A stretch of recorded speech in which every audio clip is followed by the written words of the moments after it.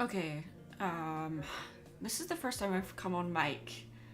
I know it says mic is off for now, but I wanted to come on mic because, yeah, there's a lot of you in here and some of the questions are, yeah, they're taking me a long time to type out, so I thought, hey, let's just come on mic. So, give me a moment, just hide that. Okay, so can everyone hear me okay above the music and stuff? If the music is too loud, I can switch it off, or... I need to figure out how to level things out so I'm not having to adjust my mic level and the music level separately. I know there's a way to have them both adjust depending on how loud I'm talking. It seems to be working okay. What? What? Oh.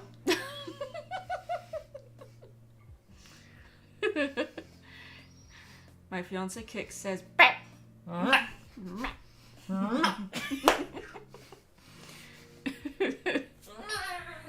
he's just gonna be making noises in the background now. You can talk normally, you know. You don't have to be meh. Oh, he's in sock puppet mode. Okay, never mind.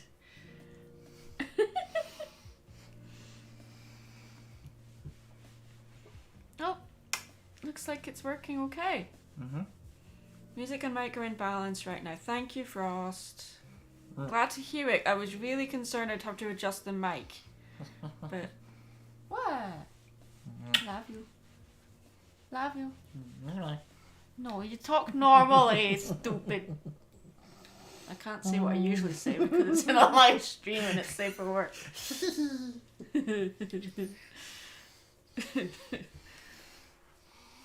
I have a question. Do we have any of the Valentine's chocolate left? Can you go and have a look, please? Yeah. Thank you. And don't come back through without it. Just come and say, yeah, we do.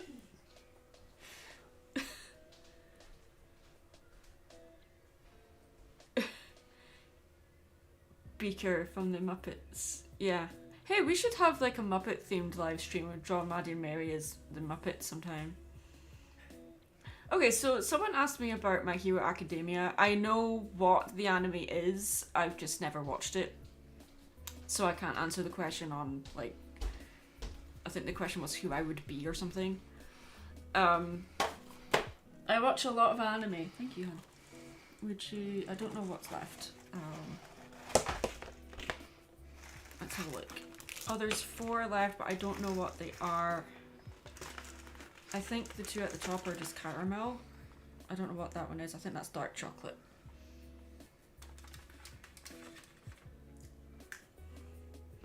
Fudge! Okay. I thought it was caramel. Maybe I ate the caramel. What's this one? The Muppets are great. They are, but I also find them kind of scary. I don't understand why. There's a horror game. I think Jacksepticeye posted a Let's Play video of this Muppets horror game thing. I can't remember what it's called, but I'm like, yes, finally, yes. They're channeling the horror element. I think it's something to do with the eyes, that they don't blink or move apart from Cookie Monster. They're just dead, and like if the puppeteers don't move them properly to make them look and feel alive, then I don't know, there's just something really off-putting about it if they're not puppeted right. Anyway, I'm having some chocolate. Oh, that one's good. Oh, it's a strawberry one, I think.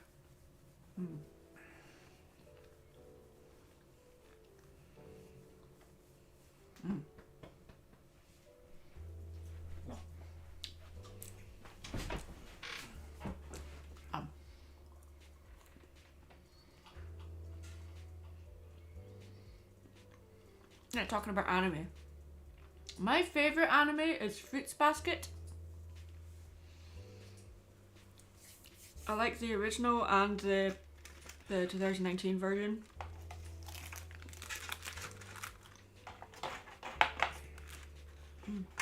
Sorry, just eating this chocolate. It's good.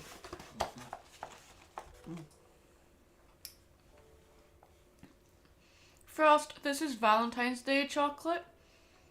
So, I'm only going to share it with my Valentine, so no.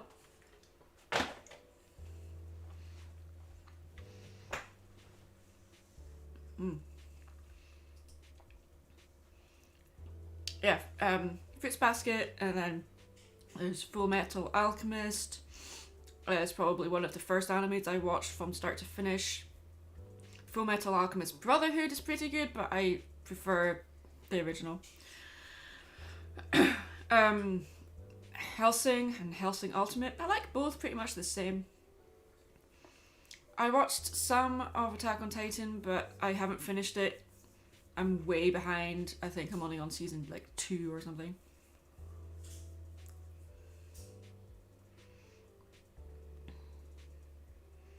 Well, I didn't want that cookie anyway, so bleh.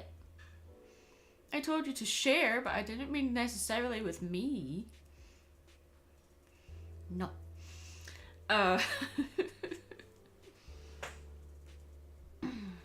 Trinity Blood is another one I love. Fist of the North Star. I know that sounds bizarre, but I find it so funny. And Azumanga Daioh.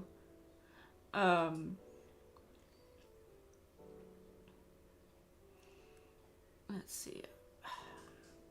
There'll be other anime names that will fly into my head, but can't really remember them at the moment. Okay, so I'm figuring out Mary's face, so I'm trying to channel. I know this isn't quite the right time period, like Red is from the Tex Avery cartoons, but I'm just trying to find a way to emulate Mary's face without changing it too much so it's not recognizable as Mary. I mean, there's a version I did of 1920s art way back in the day, but this is more 30s, and the Cuphead series, it's very Fleischer-esque, whereas this is more early Disney style, so well, if we've got Betty Boop there, I might throw in an image of Olive Oil as well.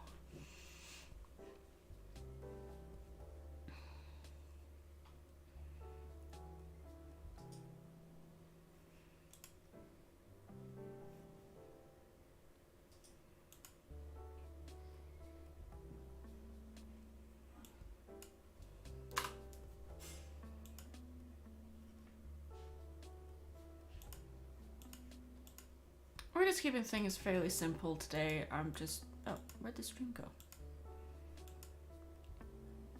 Oh.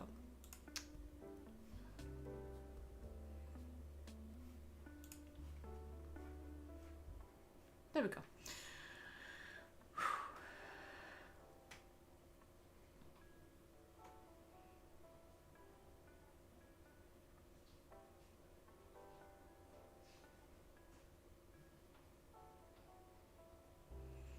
It's not so much that I hate being called short, it's just annoying if people point it out, and I'm like, yes, and what is your point? I mean, as far as Maddie's concerned, Maddie probably would get angry and react, but me, not so much. I would just kind of shrug and then just change the subject. If they kept the joke going, then I would probably have to say, hey, knock it off.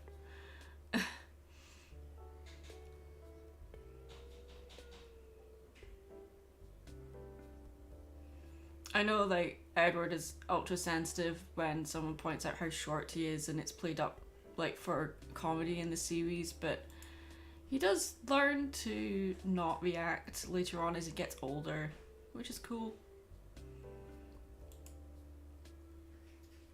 Well, the pony character is the same personality as the Dooney character, so there's no difference other than species. So, yeah. Full Metal Munchkin. See, because you said that, now I'm picturing Mary in a giant metal suit like Al, but it's just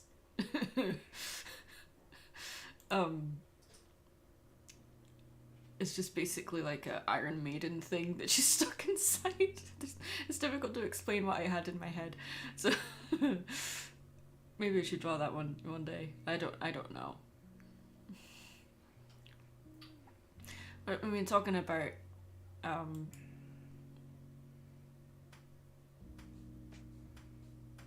I think anyone that is like abnormally short is bothered when someone points it out instantly when talking to them. I mean, if it's someone that's abnormally tall, would get annoyed with that too, I guess. But you know, maybe his metal suit is pink and curvy. No, it's gonna be just metallic grey. Just and she'll just be really sad that she's stuck inside this grey metal suit thing, you know.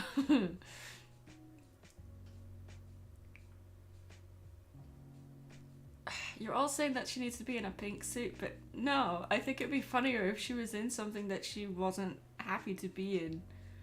And then that's one of the reasons why Al is such a tragic character. Big the Cat, thank you for your donation of $2.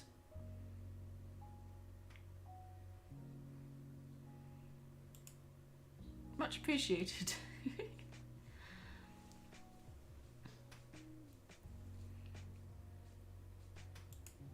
Alright, let's try this again, shall we?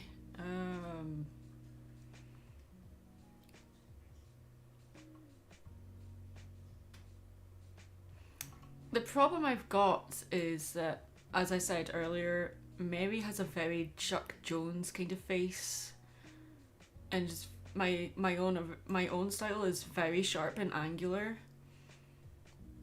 Like, I'd say kind of a mix between Don Bluth, Chuck Jones, and Gerald Scarfe, or Scarfe, however you say it. Very heavy influence of Gerald Scarfe. I love his stuff. For those that don't know who Gerald Scarfe is, or Scarfe, he was the production artist behind the Pink Floyd The Wall video. He was the production designer behind Disney Hercules, and the start sequence for Yes Prime Minister, which is a British sitcom series. It's really funny. I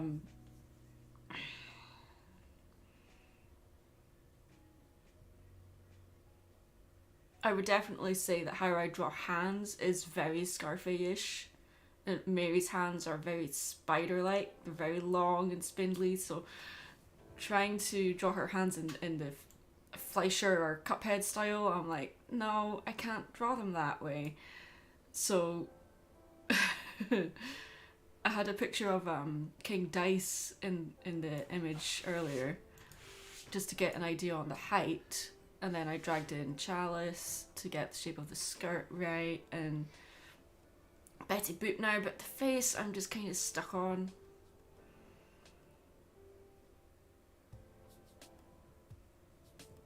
Disney Hercules had the best Hades ever.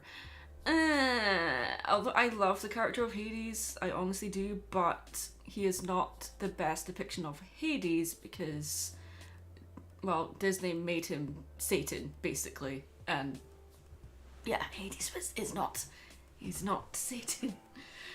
Anyway, although, if you've watched the Cuphead series, in the very first episode, the devil has a soul count, which, you know, you watch Hercules and he has Hades has a soul count too. Yeah.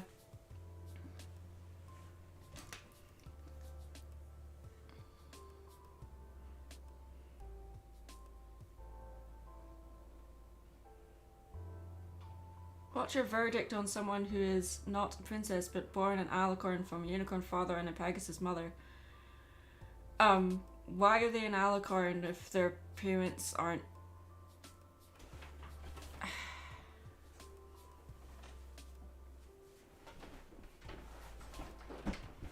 If Mary's fingers are normally spidery, why not make this style's hands with noodly fingers?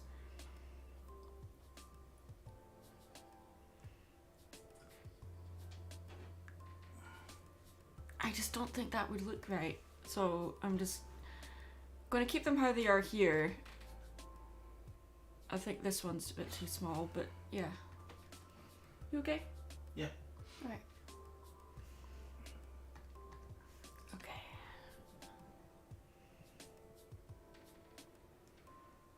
I don't think it was a direct Hercules reference, honestly. I think both of them were just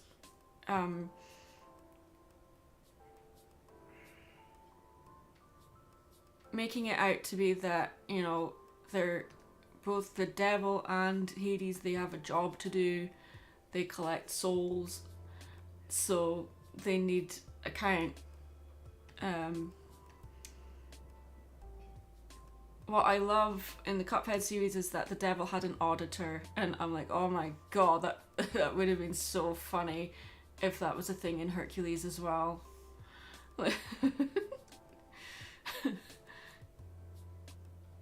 I have played the Cuphead game. I suck at it, but I have played it. I've just never beaten it.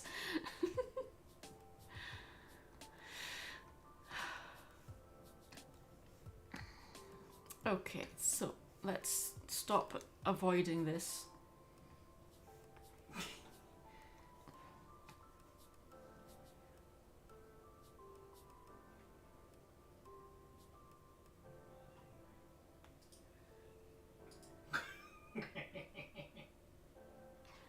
Okay, Kikit's looking at all of the like funny gifs and fan art of.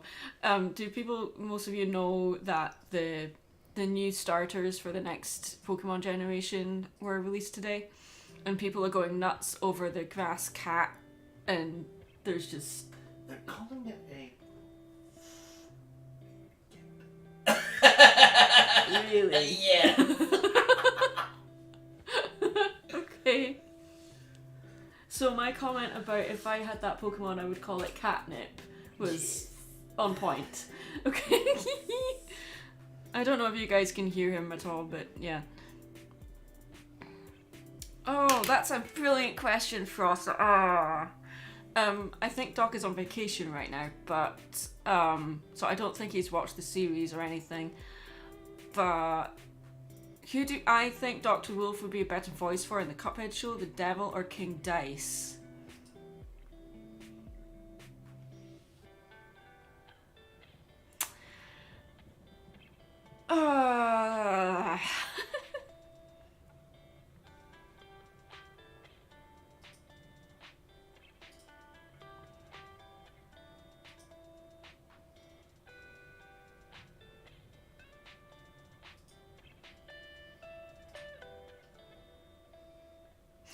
I can't decide. I think he'd be brilliant at both.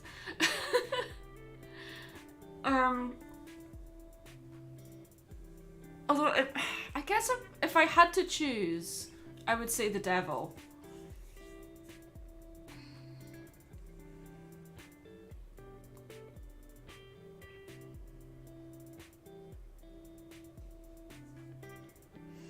They always make the fire starters something of the Chinese zodiac. This one is most likely the snake. I don't know. I said that it looked like a T-Rex kind of thing. Croc. Or it might be a crocodile. It is. It is a crocodile. Yep. Okay. Well, you said it might be a hippo. Yeah, somebody had said that earlier, but then I'm reading a little thing from Nintendo, and they're showing off some of the Pokemon, and they're showing off the three. And it's just like, oh. Okay.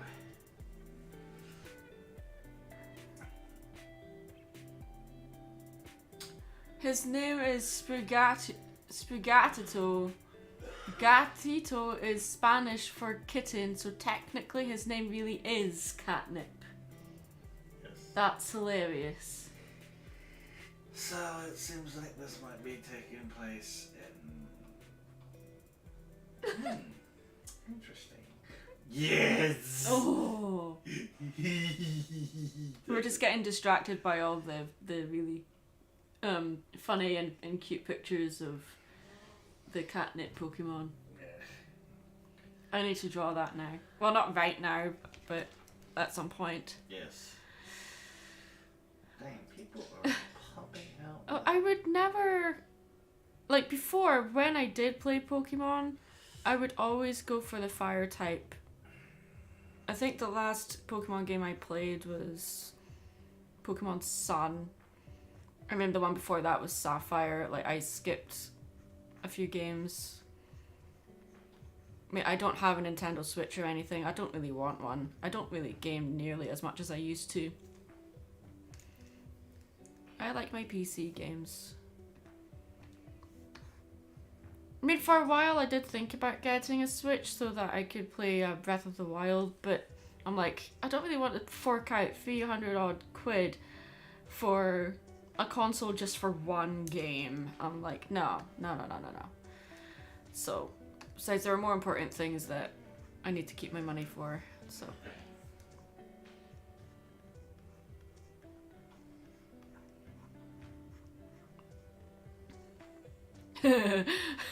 Weed Cat. Yes, that's its nickname on Twitter right now. Yeah. Careful, Maddie, your friends will send you one. I've been threatened by that before, and I'm saying no. I don't need one, so please don't send me one. No! Frost, please don't send me a Switch. I do not need one. And two, we don't have a place to play it. Well, first of all, we don't have a TV, so that's a thing. But I know you don't necessarily have to have a TV to play Switch, but you know, the whole point of having a Switch is so that you can play it on a TV and on the go. And yeah, if I had a Switch, I just foresee myself just playing it all the time and never putting it down. So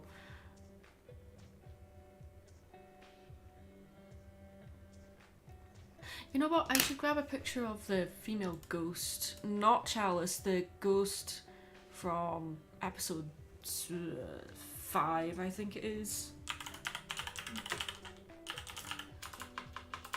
Which is probably my favourite episode.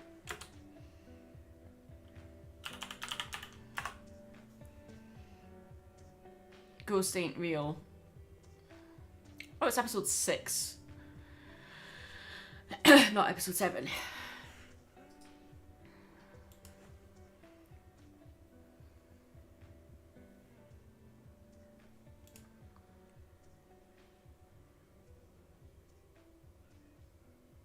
Okay, that doesn't help me at all. Okay, never mind.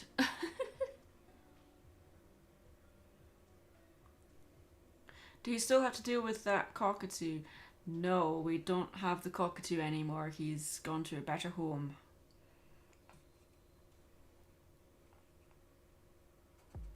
We just couldn't give him the attention he needed, so we decided it was time to rehome him. Yes. I do miss him now and then, but I don't miss the noise.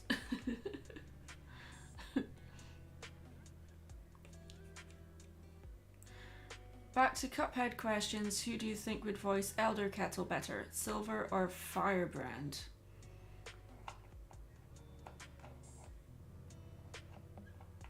If Silver was to voice anyone in the show, I would say he would be a good King Dice.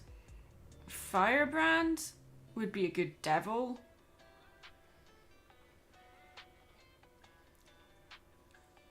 Have you guys heard his Vincent Price impression? Dude. Some of my friends, I'm like, why aren't you professional voice actors yet. Like, come on.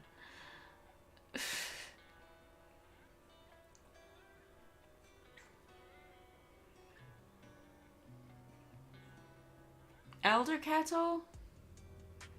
Hmm.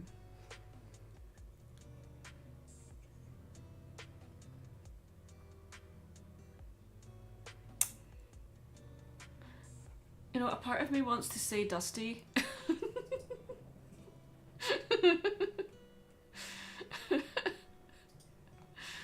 Oh, lordy.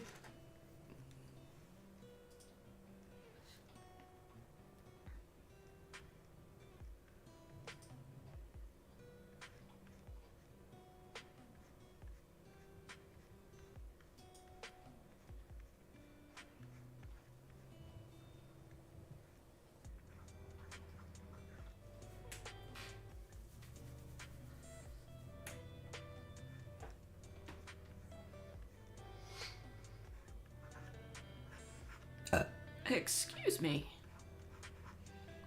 I had like a bacon toasty for lunch. And I'm drinking like what am I drinking? Oh, it doesn't say. Darn. What? I think it's dandelion tea or something. I don't know. It's cold now, but I mean there's some teas that you can drink cold. Mm.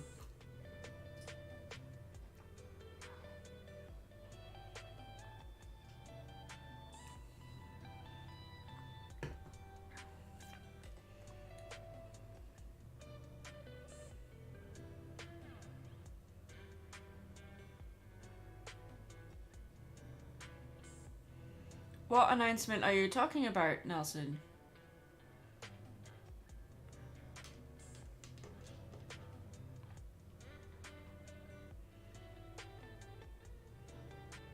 I'm not in Texas. I don't know where that's coming from. I posted on Instagram, I was wearing a t-shirt that says, "We're all human," and I said, "I love you, Texas," on it. And that was in reference to something I can't really bring up during the live stream, but yeah. I'm not in Texas. I don't want to say over live stream where I am, but yeah, I'm not in Texas, so sorry about the confusion there.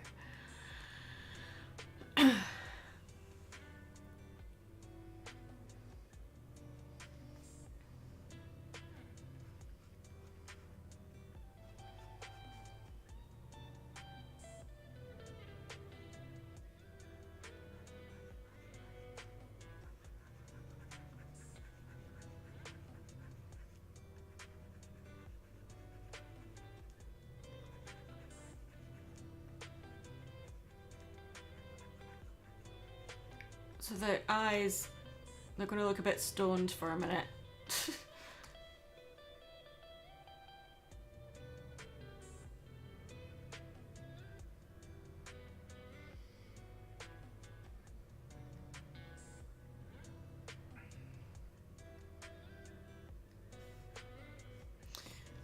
I'm probably going to need to fix this, but this is just for fun, so things don't have to be perfect right from the start. How surprised were you that Silver got you the mic? Okay, this is a thing.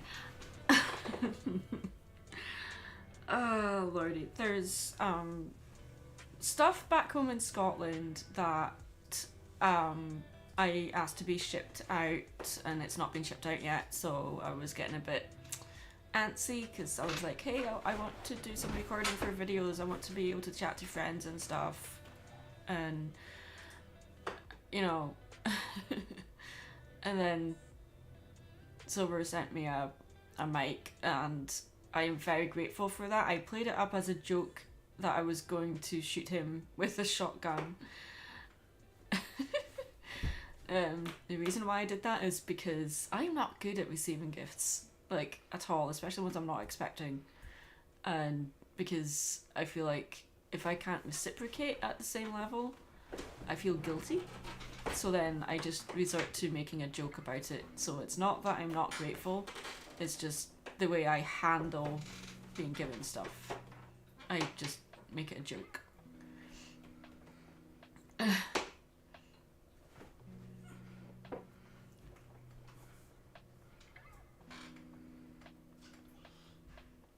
I was very surprised. He sent me another thing along with it, so yeah, it wasn't just the mic, so that was nice.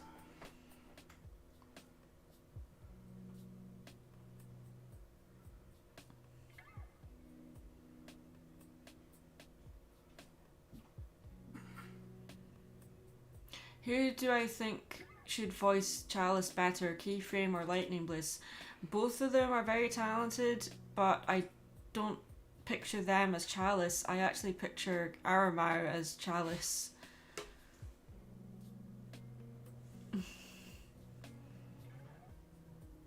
Although Midnight Sonata would be a good one too. Do you think Ari or Midnight would be a better mermaid princess? I think Ari would suit the mermaid princess better. Midnight's more of a vampire girl type.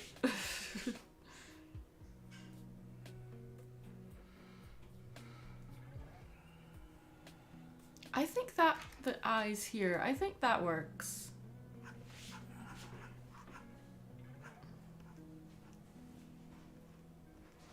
That works. I like it. Mary has a bit of a like 1940s starlet vibe about her, and I know this isn't 1940s, this is more 30s. But I don't want to lose that vibe about her. I like the starlet vibe that she's got to her.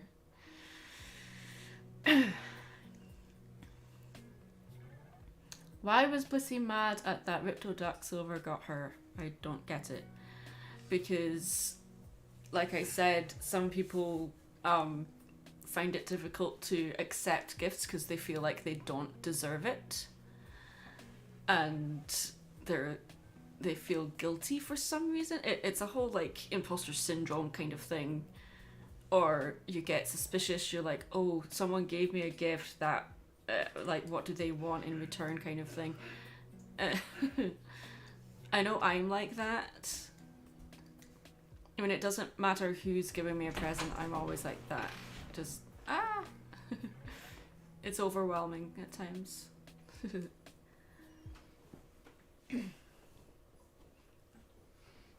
Who do you think would voice Pork Rind?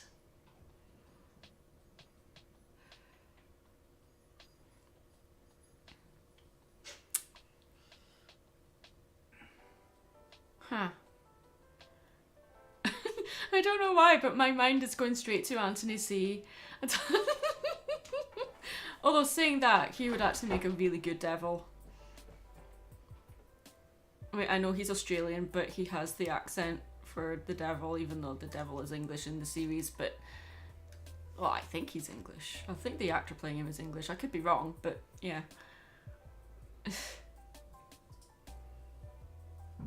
It's not necessarily a trait only like restricted to artists, but yeah. Did you hear about the Disney Little Mermaid with Melissa McCarthy as Ursula? Yes. I'm not all that interested in it. I'm not all that big a fan of Melissa McCarthy, but all I'm thinking of is, well, at least it's not Rosie O'Donnell. I mean, Melissa McCarthy is a good actress and a good singer, but I don't know how I would feel about her playing Ursula, but I'll just wait and see when we see it. You never know. It might be okay. Her hair frames her face and points back to it like this, always. It's like a rule. Like with Maddie's hair, it always like flows away from her, whereas Mary's hair always points back toward her. It's like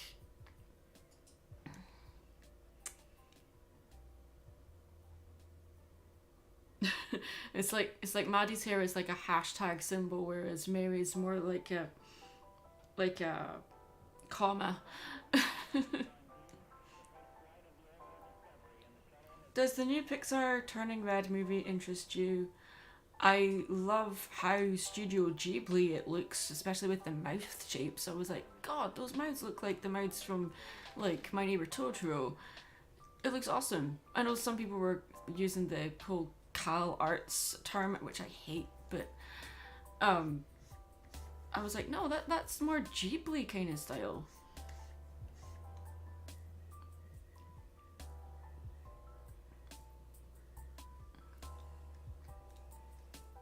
Well, Disney's done live action movies since they started. It's not a new thing. But, yeah.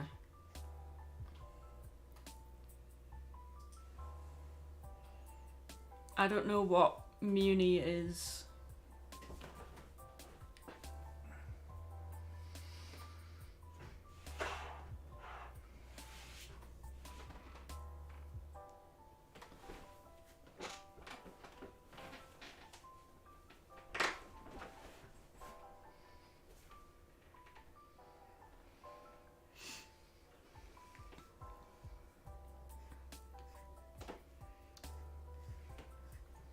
You know, with the Fleischer style, with the gloves they wear, they're white, so on Mary's are going to be pink, and they usually go up to like just above her elbow, but with this design, I think I'm going to have it where she's just wearing hand gloves.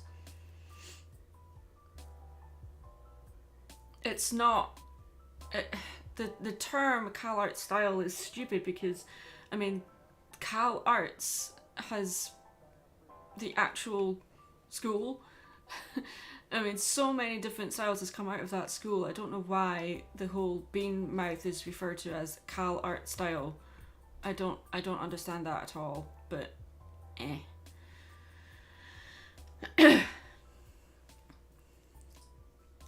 It's mainly because a lot of the artists that came out of there, they went on to make like Gravity Falls and Star versus Forces of Evil and a whole bunch of other shows that have the bean mouth style, and yeah, I guess that's why people are calling it the Cal Art style. I don't think it's fair, but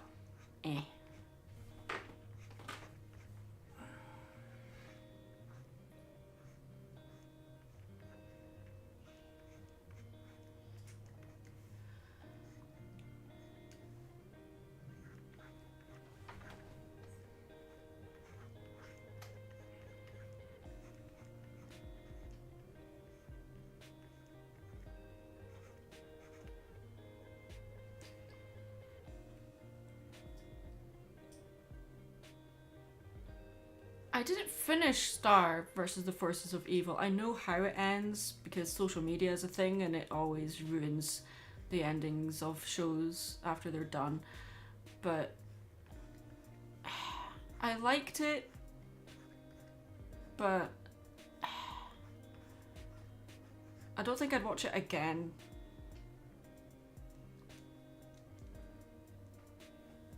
I liked the character of Star, but that was pretty much it.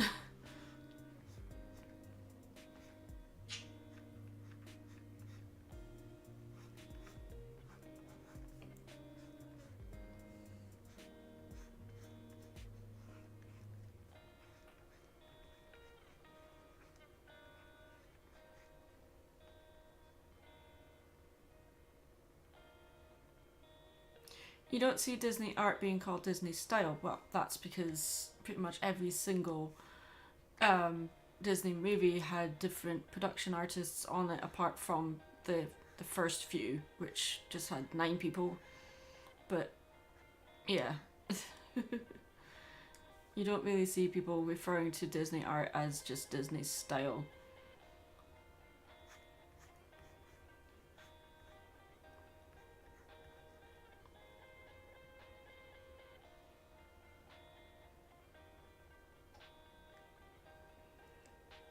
Maddie and Mary fight over Star's wand. Why would Maddie want Star's wand? More to the point, why would Mary want Star's wand when Mary can do anything and everything already? She doesn't need a wand, so she wouldn't want it, so...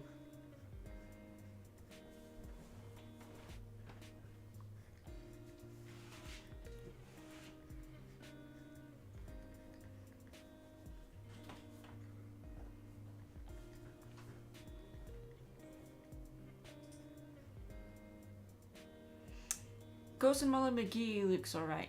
I have not watched that yet.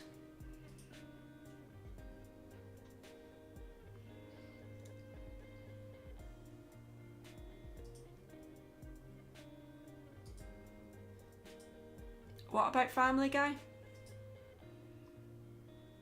Why are you bringing up Family Guy?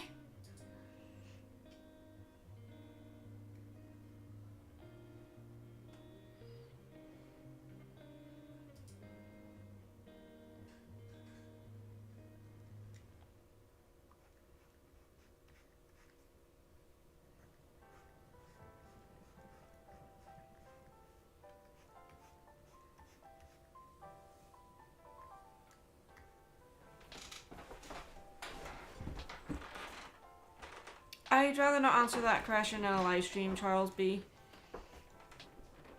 It's not that it's not a personal question or anything. It's just not something I want to answer.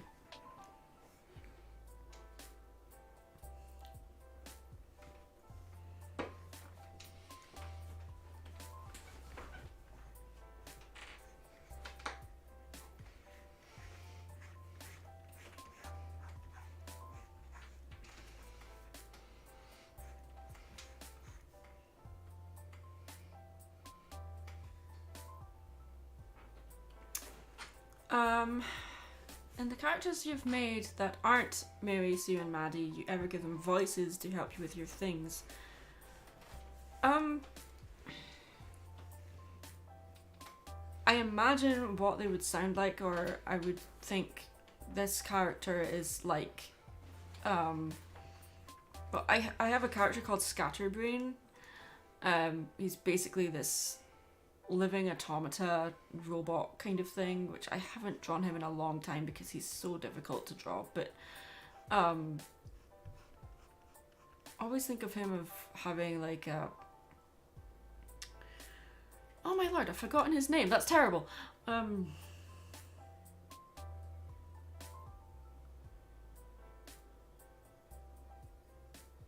Earl Flynn kind of voice, but I've never given him a voice myself, because Scatterbrain is a male character, so I can't really give him a voice, but, well, technically he doesn't have a gender, but if he had a voice, it would be a male voice.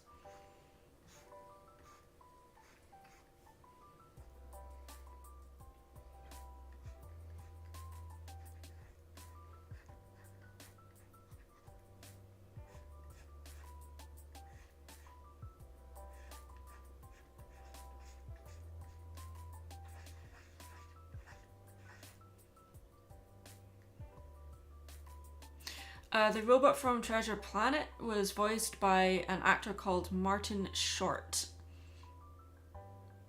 And he has done amazing work. He's also, he did the voice of, I can't remember which one, I get them both mixed up, but Hotep and Hoi from The Prince of Egypt, he voiced one of them. And the other one was voiced by Steve Martin. And if people know who Steve Martin and Martin Short are, you will understand why that is an ingenious pairing.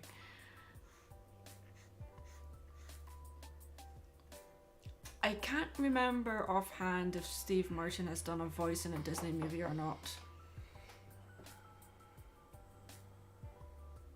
But Martin Short has done a lot of voice work.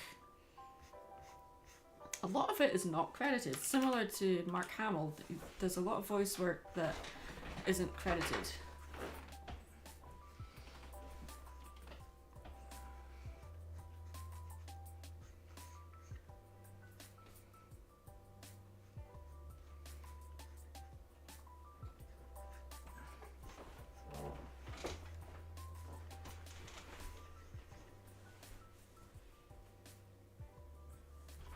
Did I know they were making a sequel to Enchanted? Yes, I did have known that for a while. If James Baxter is not involved in the animation, I am not interested. And I don't think he is, so I'm like, okay, I'm out. I know that's not fair, but eh. I've seen the Alice in Wonderland film with Martin Short. I've only seen it maybe once and I don't remember much of it. but I do remember Martin Short as the Mad Hatter. Oh, you liked the Encanto video? Yeah. Because I haven't been making videos for a while, it hasn't had an awful lot of views yet, but I think once I get back on a decent momentum, maybe we'll get more views and stuff.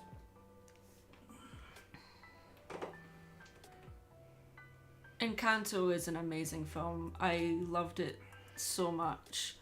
I mean, at first I was really put off with how, you know, the camera just does not stop moving and it's so overly energetic. It's basically like watching a 90-minute long music video in regards to the cinematography and how it's just, the camera is just so hyper, and I'm like, hey, stop and take a break, you know?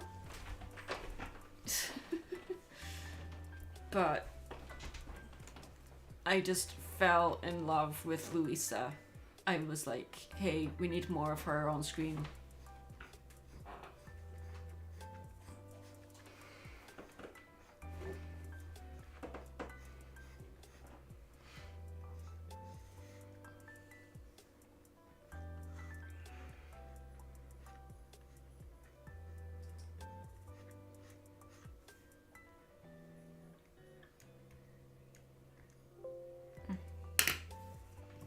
No, I don't want...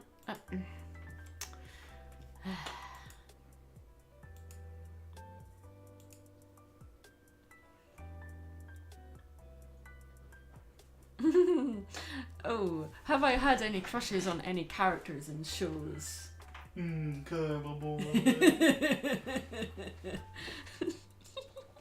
I had a huge crush on Pegasus from Yu-Gi-Oh! As a kid. I loved him so much. I'm like, ah! He's the tragic artist. And he loves cartoons, so I'm like, okay, I love you. Also, he has long white hair. And I have a thing for characters with long white hair. I don't know why. It's just a thing.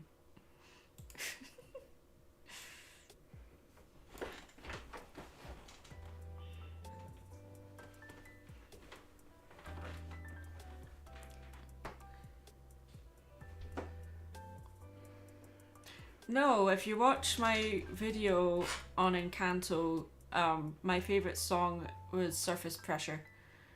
Bruno, we don't talk about Bruno, it's an awesome song and it's great that it's getting the attention it rightly deserves, but for me, I very much prefer character central songs rather than story central songs. So, yeah. And it's a song about, you know, an older sister singing to her younger sister, so of course I'm going to be drawn to that for obvious reasons. So, yeah. I think we're pretty good with this sketch. I like it.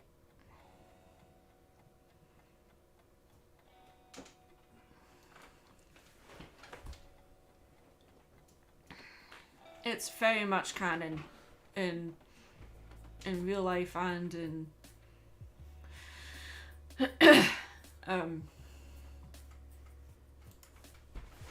OC life. I don't know what the right terminology is for that.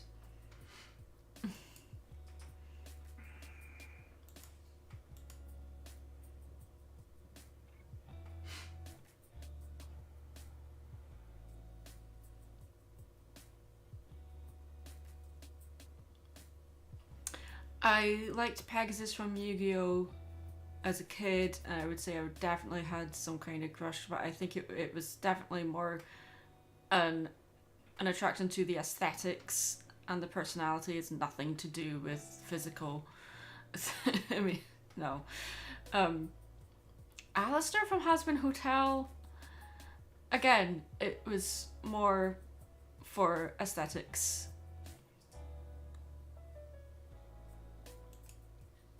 And personality, obviously.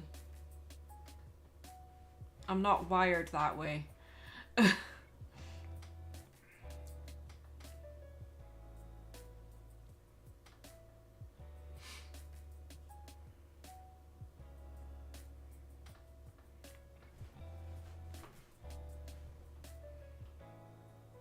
Mary would not flirt with Kick. Mary is asexual. She's also aromantic. So no, she would not flirt with Kick. I know at like older versions of Mary, she was like Discord's girlfriend and all that nonsense, but that was just an off the cuff joke that was made earlier on. Now her current motivation, yeah, she is asexual and aromantic. So I've drawn that on the wrong layer. Hooray. Okay, let's just get rid of this.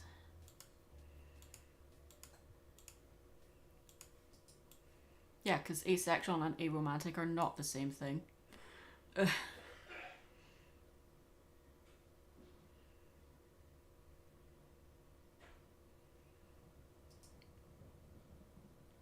Can Mary sing the line "We don't talk about Bruno" for us? I am not a performing monkey. To quote my favourite line from Shaun of the Dead. I'm not a performing monkey. Yes, that's a line from a zombie movie. It's great. It's the best line from a zombie movie ever.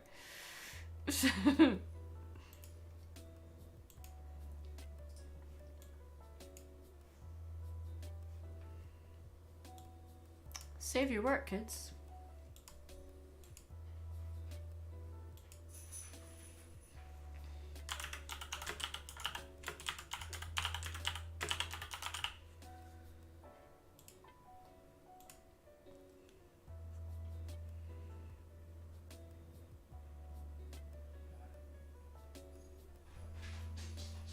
I'm sitting here thinking, I'm getting hungry. Why am I getting hungry? Because it's 5:30.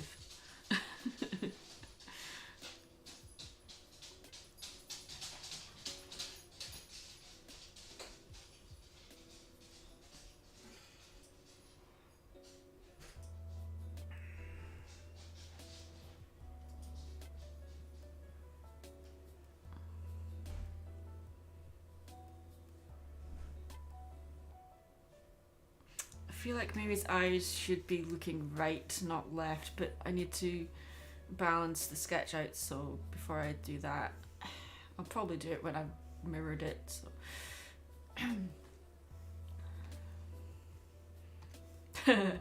Forgot the Wolfie picture was there.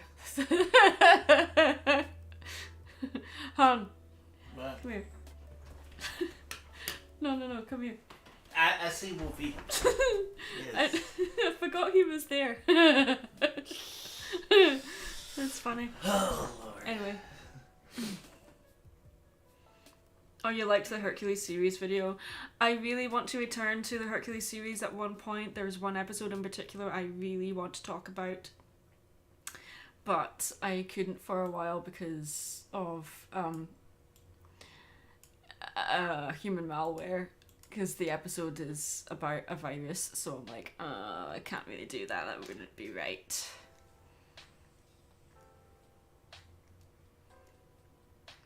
I think it's called Hercules and the First Doctor or something like that. It's one of my favourite episodes.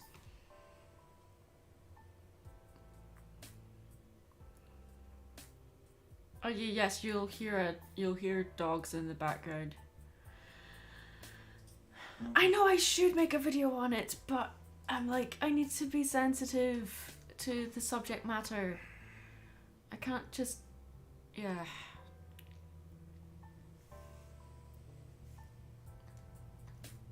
The timing of it needs to be right.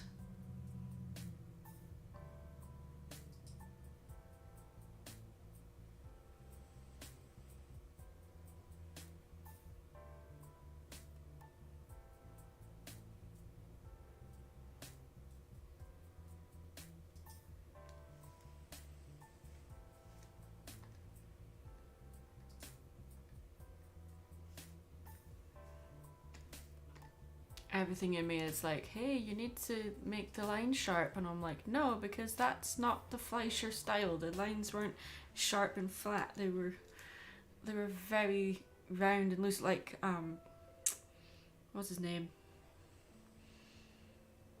Oh, I've forgotten his name. That's terrible. Oh well, it will come to me later. Well, she doesn't have horse legs anymore. She hasn't had horse legs for about 3 years.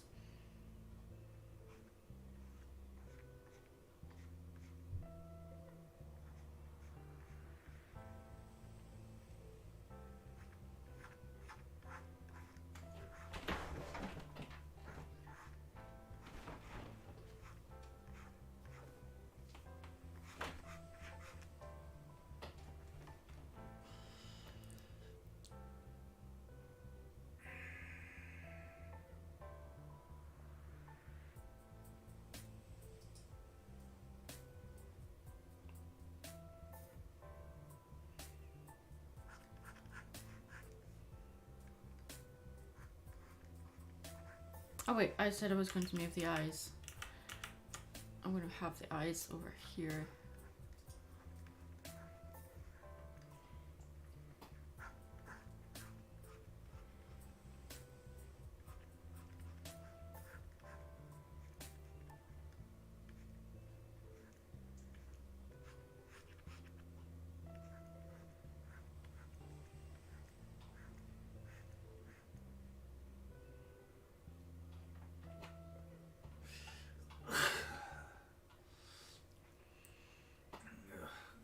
Yeah, I'm not all that bothered about the Ladybug and Cat Noir thing. I tried watching the show and I just did not get into it.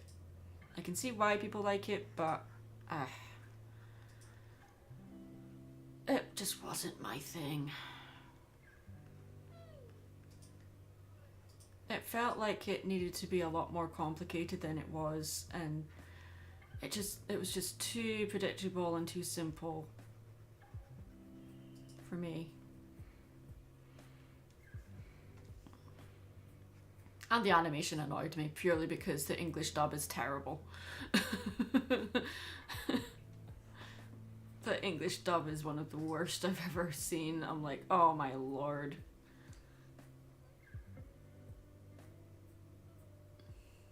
Nothing personal, it's just personal preference. If you like it, that's awesome. But it's just not for me.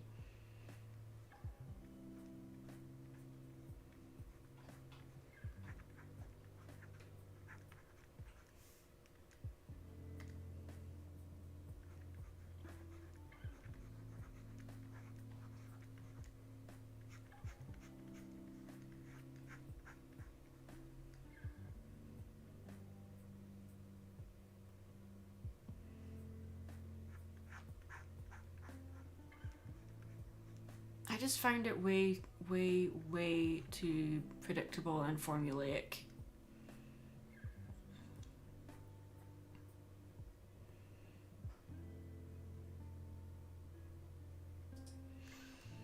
One sec, just need to take a drink.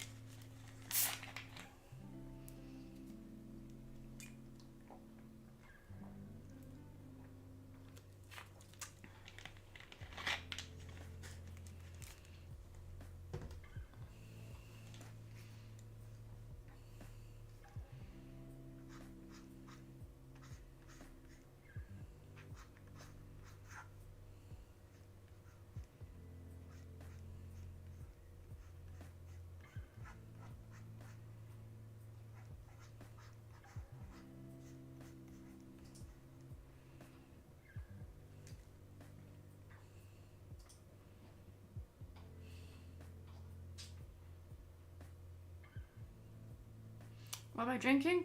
Just blackberry and raspberry sparkling water.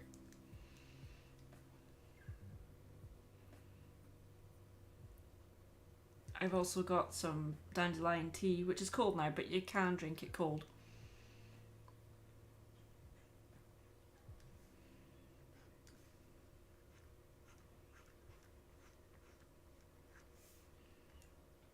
There we go. Maybe has a massive chin.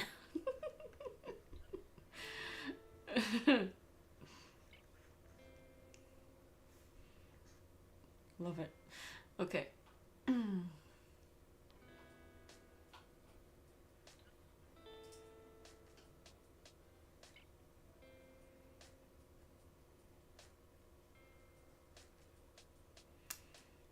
regarding a power to go back in time is meant.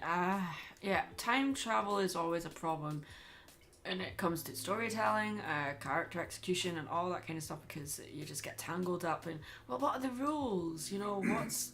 And then there's the moral questions as well. It's like, if you can travel back in time, what would you change? What would you not change? Da da da da.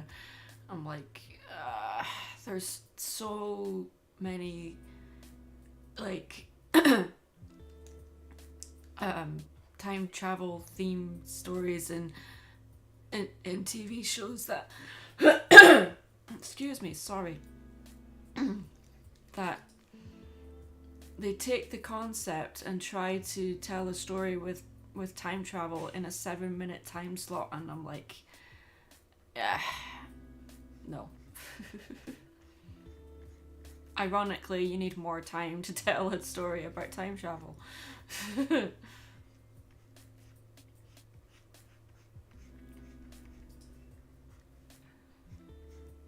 Any time travel story, it's more about like hindsight rather than, you know, the actual time travel itself. It's always going into more of the, it's questioning morals, like, because I mean time travel is such,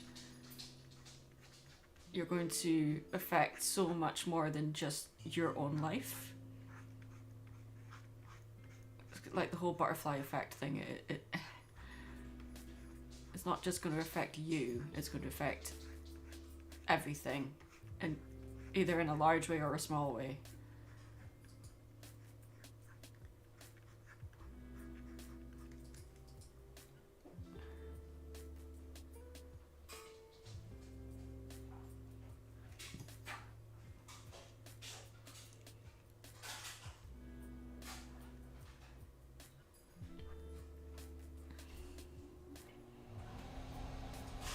I don't know what you guys are talking about. I don't know what Luca is. I know Luca the Pixar movie, but I'm guessing this is not about that. Anyway, who's my favorite Warner brother sibling?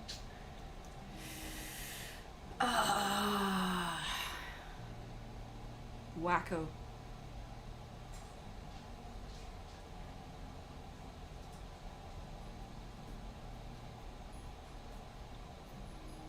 Hey, do you mind if we change the subject from the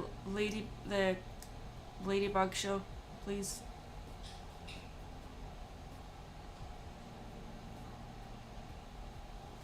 Not to burst your bubble, but yeah.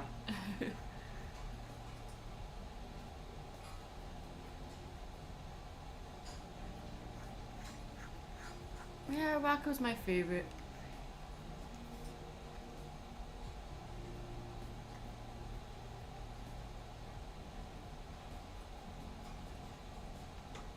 Luca is a character in Miraculous who can time travel. Oh, okay. Yeah.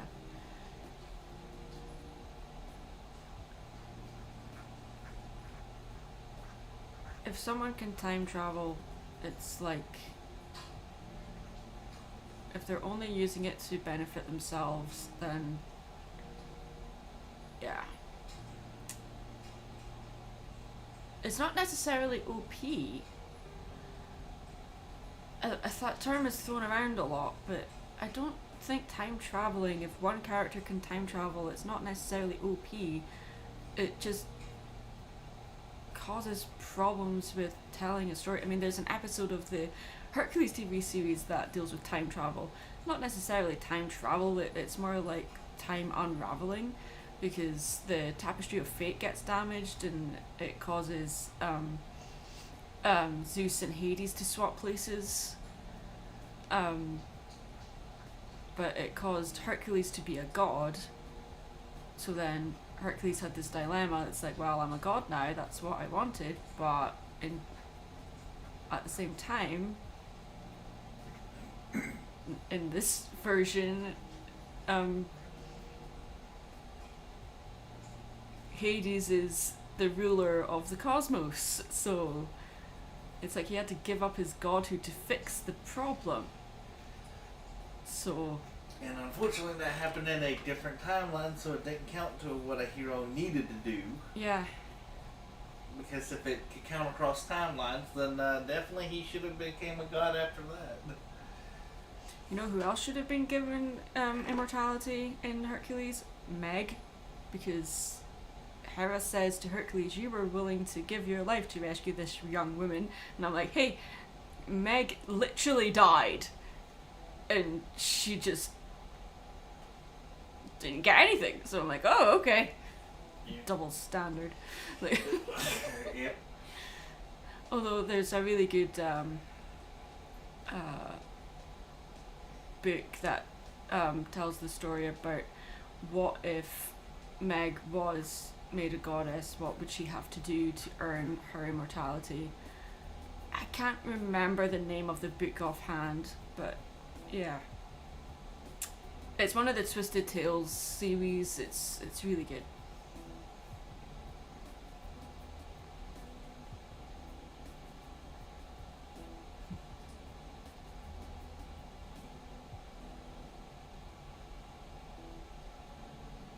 Would shape-shifting be OP? When you talk about a character that's OP, it doesn't necessarily matter what their power is. What matters is their weakness or weaknesses. If they have hardly any weaknesses, that's what causes them to be OP. Their actual superpower doesn't matter.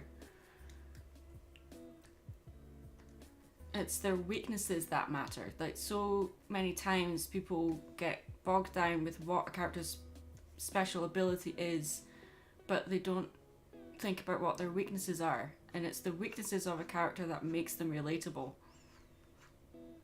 Like, I know bringing this up might seem a bit odd, but one of the reasons why Elsa from Frozen is such a popular character is not because she can, it's not because she's a walking, talking fridge. Like, it's not because she can control ice. It's because of her insecurities being so relatable.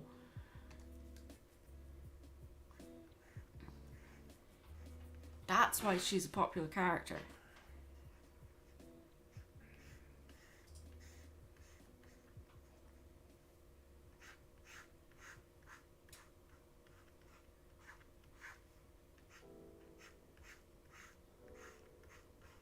And this is all opinionated. It's just me spouting off what my thoughts are. It's not like concrete gospel. It's just what I think about character execution in regards to special powers and stuff.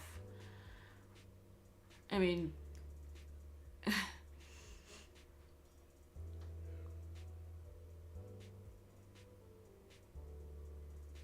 yeah. I mean, Spider-Man is a popular character not just because he has the powers of a spider. It's because he's a kid, he's a nerd. And before he came along, most of the characters that had superpowers were like, they were already big, strong, strapping men that just happened to fall into some chemicals that gave them superpowers, and then this kid, yeah. He was one of the first kid characters to get superpowers, unless I'm wrong.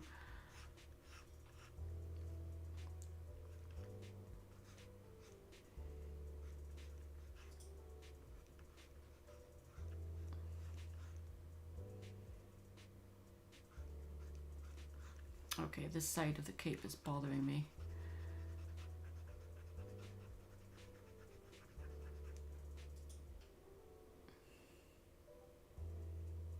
Okay, yeah, I've got it. Okay, let's just... What are you giggling at? Oh, the Amazon Lord of the Rings thing. Yeah. Did that officially get cancelled, or what? It sounds like it. Oh, that doesn't surprise me with some of the stuff they were coming out with, like... They didn't want to give dwarves real beards. They wanted to give them little peach fuzz. Peter Jackson Mm-hmm. actually had a couple of female dwarves in the in one of the movies, and they actually had real beard, like the thick beards. Not like the men, but you know, they still had beards. Yeah. So I was like, yeah, but people were like, but you're trying to compare that, you know, he's got all this big budget movie, blah blah blah blah blah, and I'm like going, who's making the series? Amazon? Mm-hmm. One of the richest companies on the planet, and they can't, you know, put a little more money in the budget for beards? I know. I mean, I can understand the whole the dark elf thing. I would have liked for them to at least like, hey, this guy is actually is like part Eastern, you know, and it would actually Makes sense in regards to the world building that Tolkien set up in the books. and even then, he would be like a half elf, so he would be even considered somewhat of an outcast between the two races, and it would give us a unique perspective on it. Like, I would love that. That's awesome, but they're just like, no, he's just this. I'm like, you could do so much with that. Yes, he's an outcast. He's a mysterious wanderer that, you know, had to flee, you know, from his homeland. Dude, I'd be all over that. I'd be like going, tell me more. Like, I want to know this guy's backstory. And if they do it well enough, I would want a spin-off series of that, where it's a young him becoming the hero that he becomes in the series. You can do that. You just gotta plant the seeds right.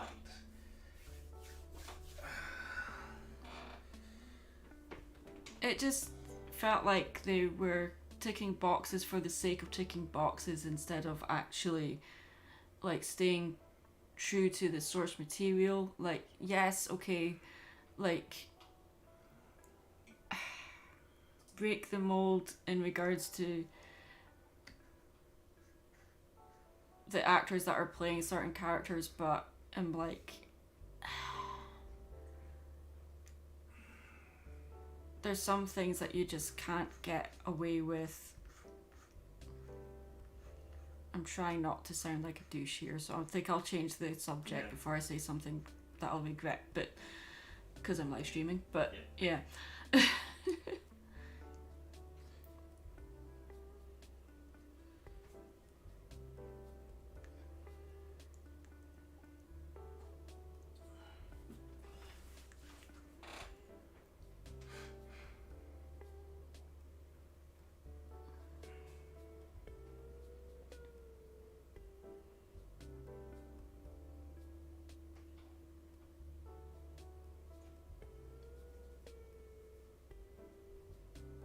I can't remember what we were talking about before we started talking about the Lord of the Rings series.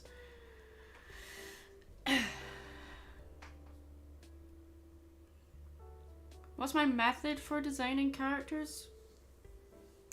I tend to think of them more as symbolic representations of certain parts of the creative process. Like, Maddie, to me, is the more linear thinker in regards to creativity. She's all about like the task at hand, whereas Mary's the spontaneous side of creativity. So, you know, she's louder, she's more impulsive, yeah. I tend to think of them more like that kind of thing, and then I approach their aesthetics later. I mean, the aesthetic design of a character is the most fun part for me, but what you should start with, in my opinion, is who they are, what they are, their personality, etc., etc. You don't have to have everything set in concrete at that point. I just think with some characters you should start with that, but of course creativity, you know, you strike while the iron's hot kind of thing. If you get an idea for a character design that's awesome, then draw it out, and then if you want to expand it and give it a personality, then great. But I just think a character is far more than just how they look. and how they look should like reflect their personality.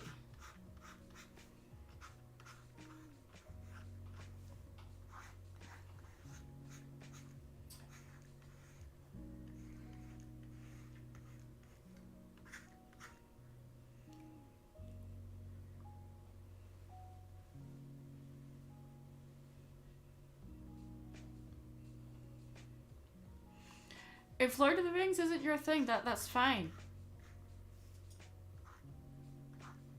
It's not for everyone. I mean, it was a big part of my childhood growing up, so I love Lord of the Rings, but I was more into Lord of the Rings than I was Harry Potter, so yeah. I love Harry Potter too, but for while I was growing up, that was the thing that was popular, but I'm like, hey, Lord of the Rings is so much cooler, but eh.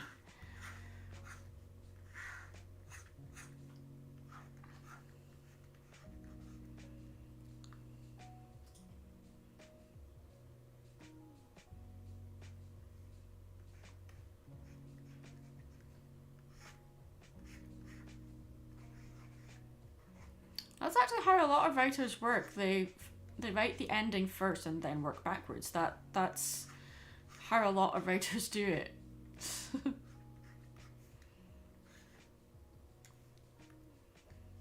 Oh, look, there she is. I need to sort out that hair. The hair is just too round. Okay, let's do the thing.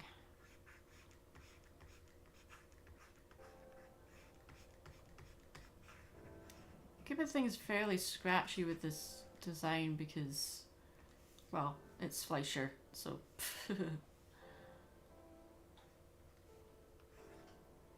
Nope.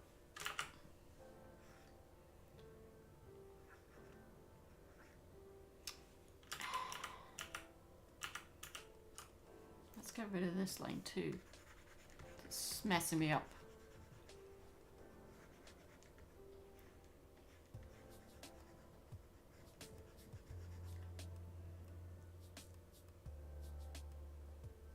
Oh, my house is Slytherin. Slytherin's best house. Everyone knows that.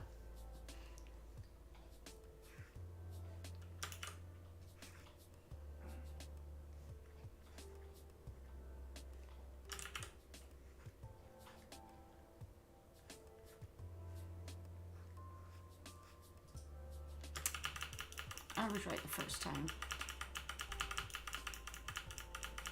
It's just because we can't see the end swirl, it's bothering me, but it's fine.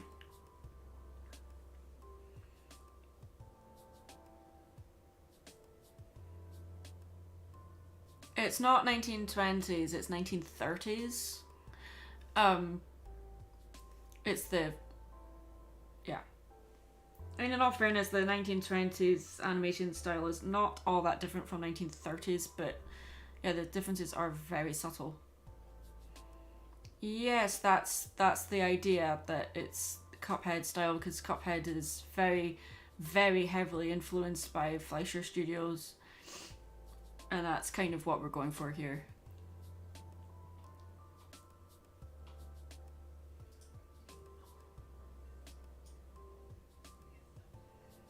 Slytherin is designated as the bad guys for being clever instead of smart.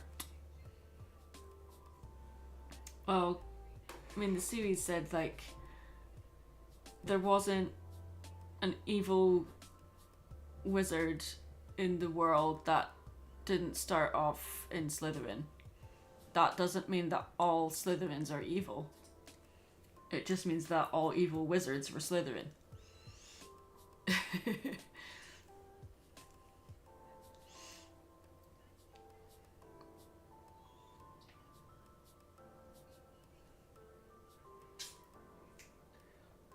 think we're okay for color now.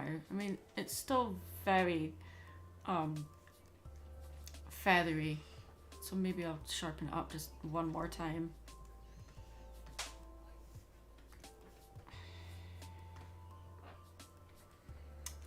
and I need to stop for food. In fact, let's stop for food before we start colouring. That's a good idea.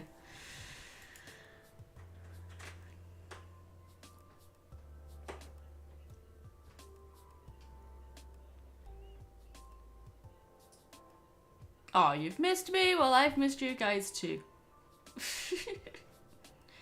But I'm going to love you and leave you, and I'm going to get some food because being human is a thing and we need sustenance to survive. So, yeah.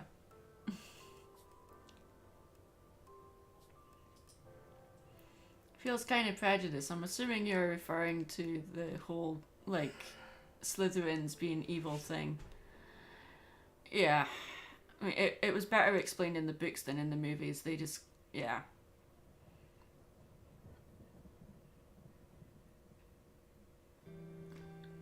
Nothing wrong with still liking Harry Potter in spite of what J.K. Rowling is doing. I mean, yes, she created the Harry Potter thing, but just because she has terrible opinions of the world doesn't mean that you should feel bad for liking what she's created. Like, the thing is a separate entity to me. So, yeah. Anyway.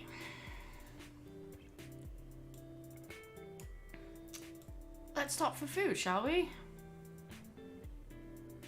Yes.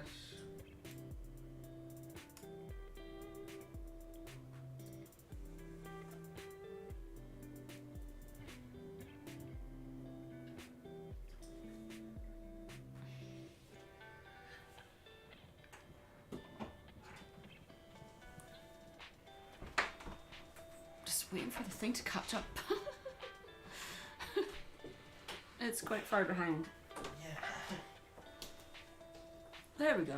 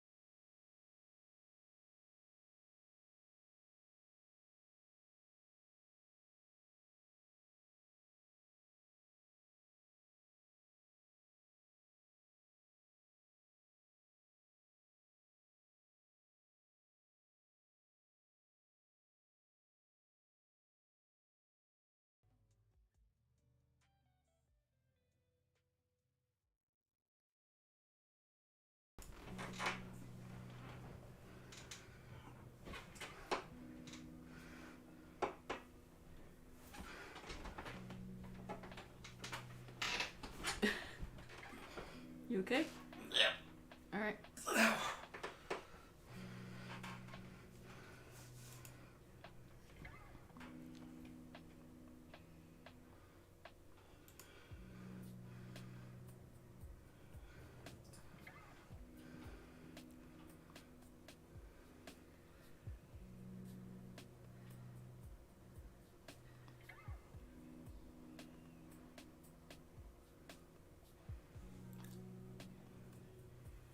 Alright, we are back and ready to rock and or roll. Hopefully it will come back okay. Let me know if you can hear me. Because I have no clue. Alright, what were you guys up to while I was gone? Playing Marco Polo? What? Okay. Thank you for the donation, Gareth Alford of £1.79. Thank you. And Patrick Starr, thank you for the donation of $5. I'll order 1 double munch muffin sandwich with toasted buttered bread, bacon, scrambled egg, make it boom, thrive, kill it, and let it live. Okay.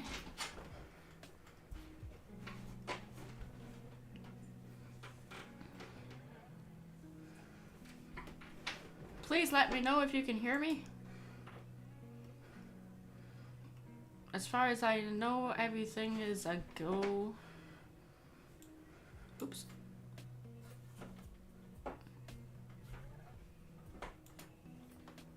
Alright.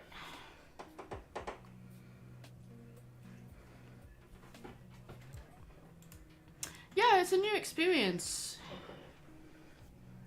And that's what life is all about. New experiences, the good and the bad.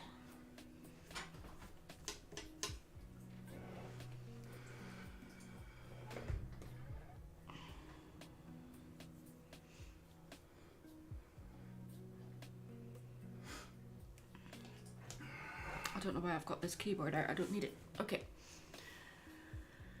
You can hear me. Thank you. Thank you for telling me. There's like, I don't know, almost a 20-second delay between me saying stuff and then you guys actually responding. So that's fun. Oh, you bought my book? Awesome.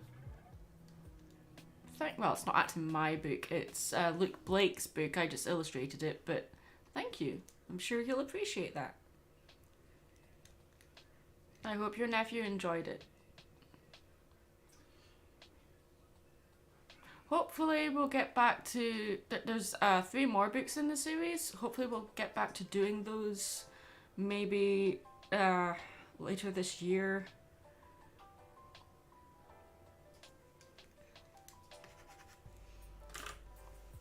Alright, Mary, let's see.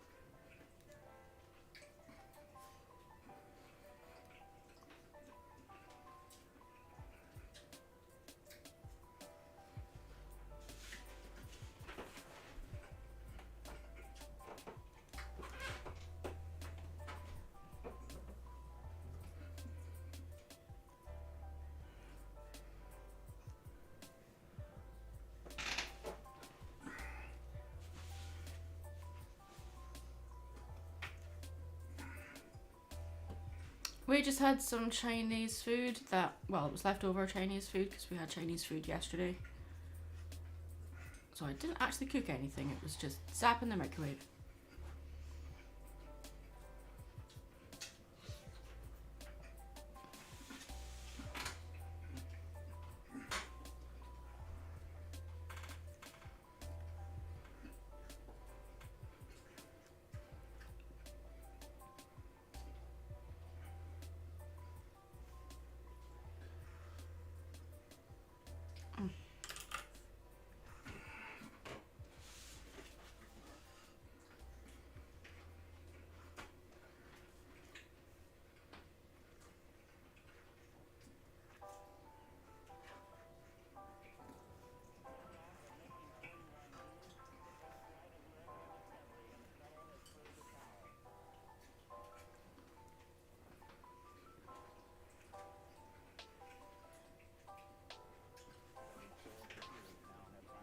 You know what? It would help if I actually tweeted I'm streaming. I haven't actually done that yet today. Ugh, gross.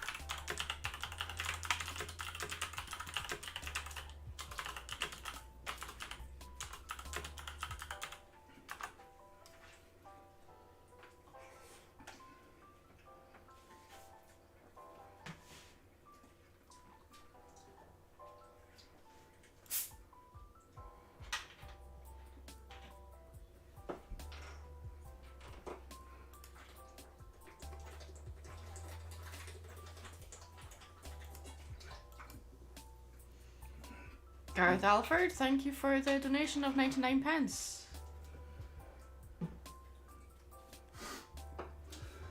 What's my favourite cookie? I like oat raisin. I'm weird like that. Birthday tacos. What's a birthday taco? I don't know what a birthday taco is. And don't say it's birthday cake in a taco. That's the taco. It's a taco that you have on your birthday. Yeah, that's obvious, isn't it? Yeah. It's a taco that you have on your birthday. But it's not your birthday, is it, Frost?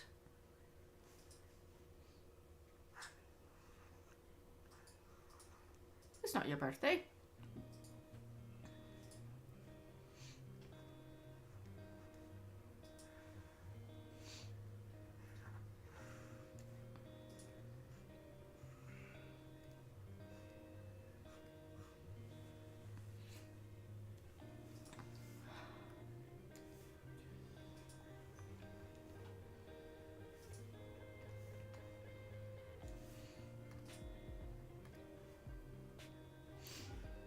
Made that line too far down.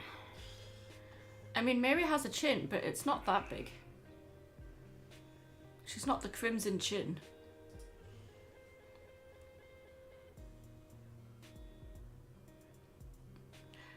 Yes, Mary's first appearance was in the Why I Hate Alicorn OC videos, and she was meant to be in a one-off character.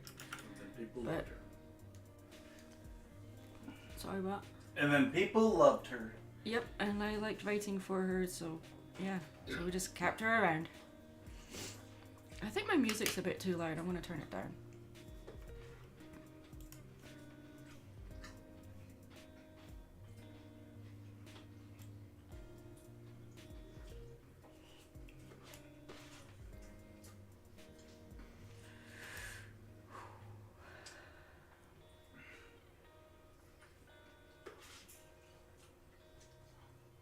Oh, it's your little brother's birthday. Now that makes more sense. Well, happy birthday to them.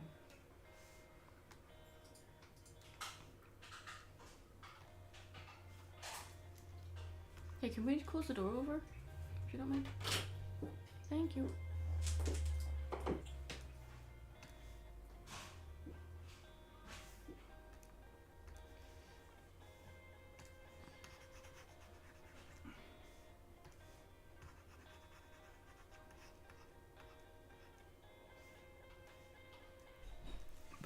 Excuse me.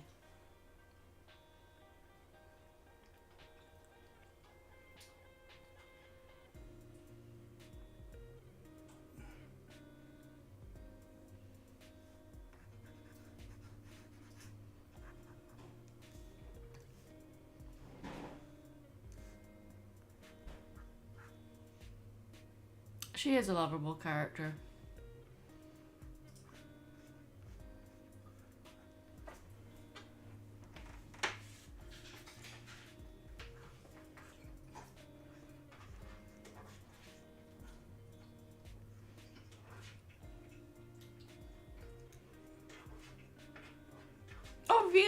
Frost! Oh, congratulations!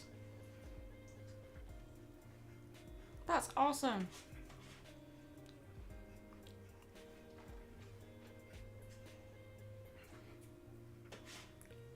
Frost is gonna have a new brother or sister. Mm.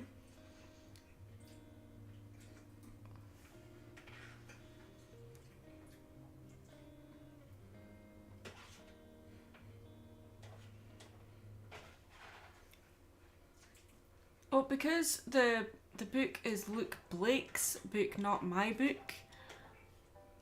I got paid for making the illustrations. I don't get anything when a book sells. It's all to the author. If it was my book, then I would get money every time the book sells. It's just the contract that we went for. So if we co-wrote it, then it would be different, but we didn't co-write it, so yeah. Gareth Alford, please don't talk like that about your sister. As someone who has lost a sibling, please don't do that. I know you're joking, but yeah, please don't do that.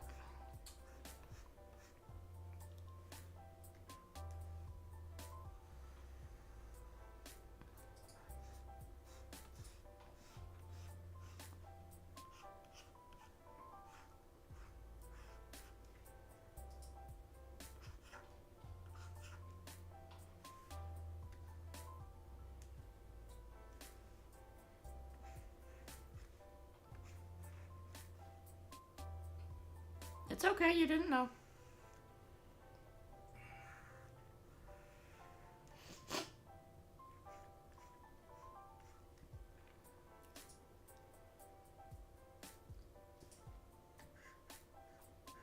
I've got a few ideas. I feel like I'm shouting. I've got a few ideas for... Have I been shouting this whole time? I don't think so. I feel like I'm being loud. I don't know. I know I brought it up, but yeah. It's been well, it will be 2 years in September, and it's an ongoing thing. It's not something you really get over. So, yeah. Something you just live with, so, yeah.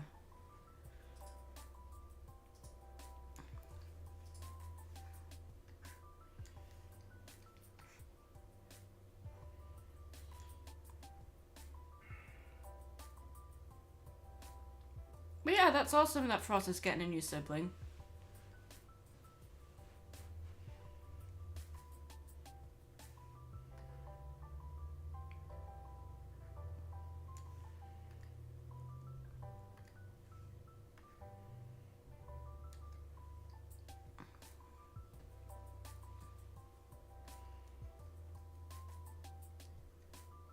Thoughts on the upcoming Has-Been? I'm really looking forward to seeing it. I adore the redesign that was released. I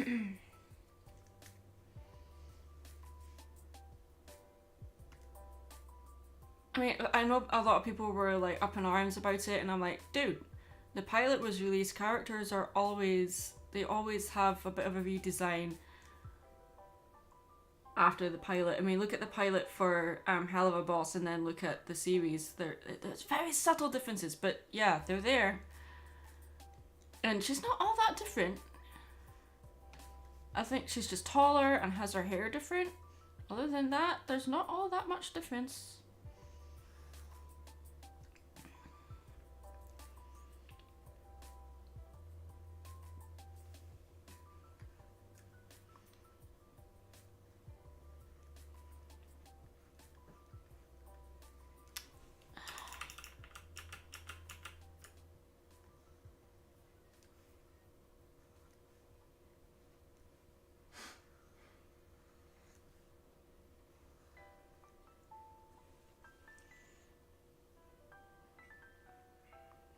Oh, the web show designs for the MLP thing, yeah, it was the anatomy of the front legs on Zip, which just looked so wrong. Like, she was missing the whole thigh bone and her front legs. It just looked so strange. So artists started like drawing their version of the image by fixing the legs.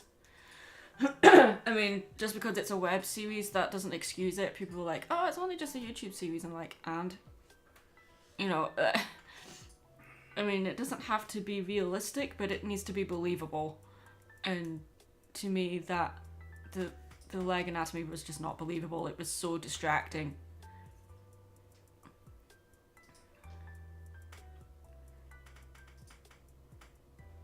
I didn't really see much difference of the eyes. I mean, she is a demon, so...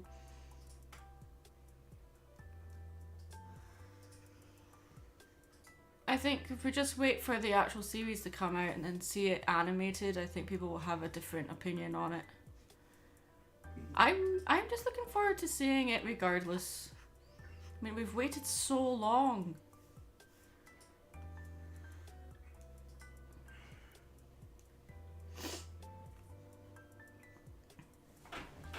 Ooh, no.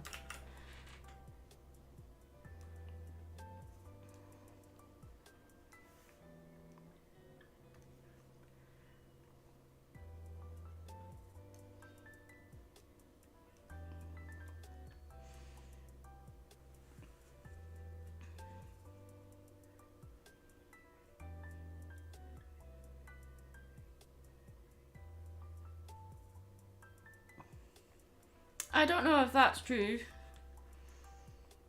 but it doesn't surprise me. I know, right? It's like, oh no, the demon has demon features, oh no.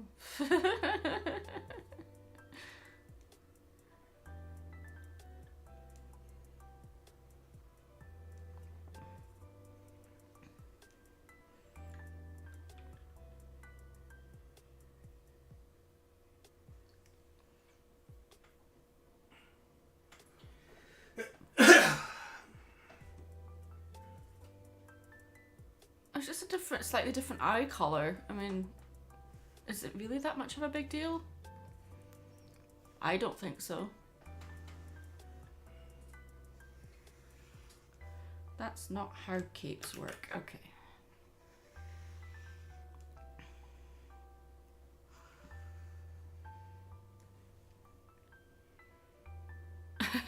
Do we have a couple shipping name? Do we? No. No. Matic.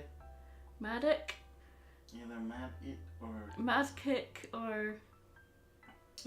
Mad It or Kick. No, not Kick Mad Munchkin. Kick is easier to say. So. Kick Munchkin. Kick Munchkin. We just drop kick her over the fence like.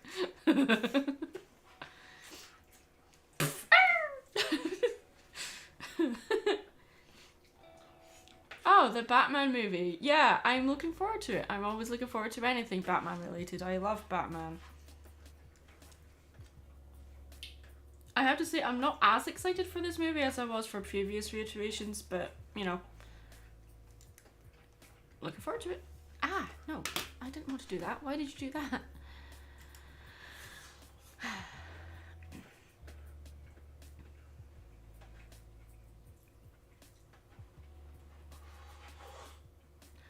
Apparently our ship name is Munchit6. Munch it.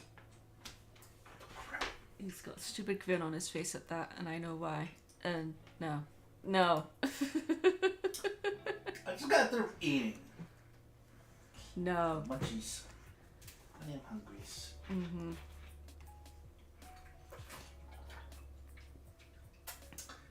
Like I say, I'm not hungry. I am very full.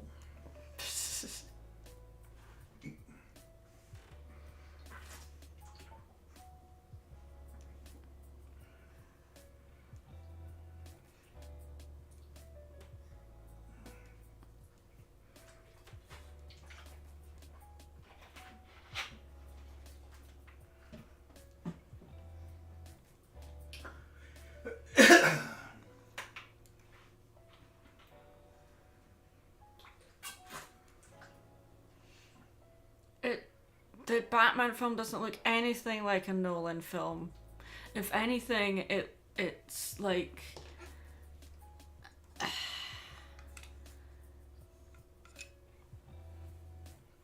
I know it doesn't look anything like a Nolan film.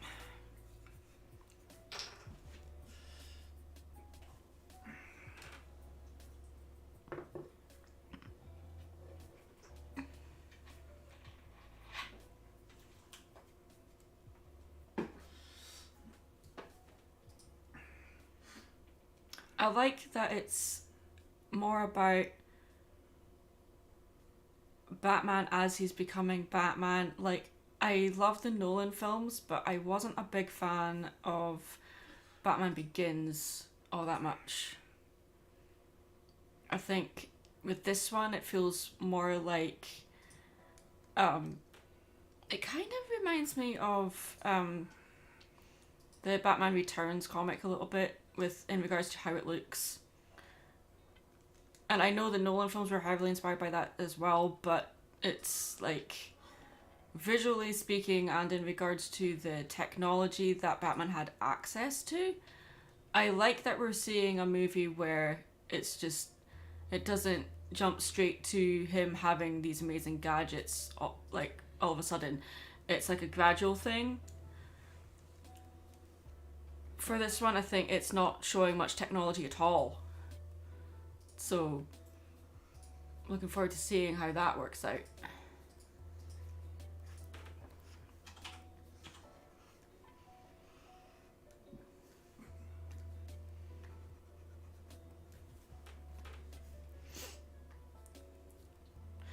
I think to me it looks more, it almost has the cinematography of The Crow a little bit.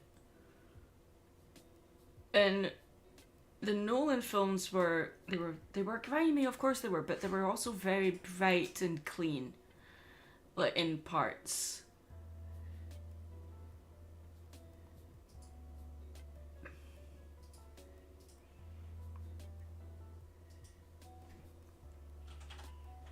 Batman Year One, I think that's the one I meant to say.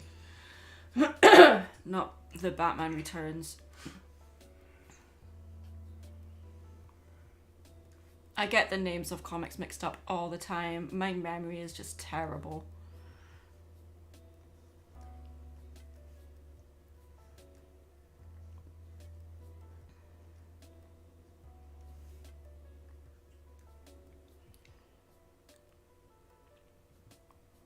I'm looking forward to seeing Robert Pattinson's take on Bruce Wayne. It's definitely not Burton.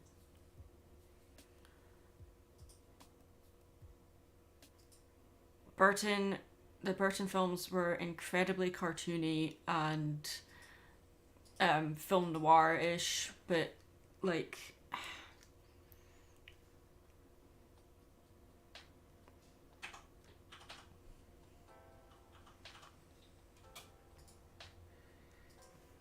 although yeah, of course I just said it's like The Crow, which is obviously very film noir, but I just don't think this looks very Nolan-esque to me. I think, okay, it's not closer to Burton, but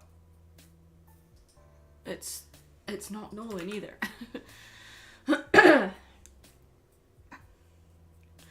I did watch the Twilight films and I read the books as well. I liked the first book and the first film was alright, but then it just, I don't know. I think it was just the whole, I didn't like I can't remember her name. Who was the lead in the Twilight films? I can't remember. I don't know. No. I just did not like her at all. Like, ugh.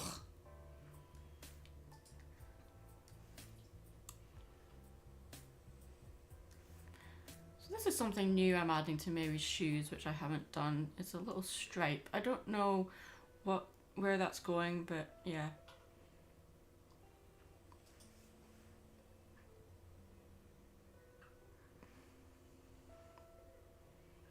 Gareth Alford, thank you for the donation of £4.49.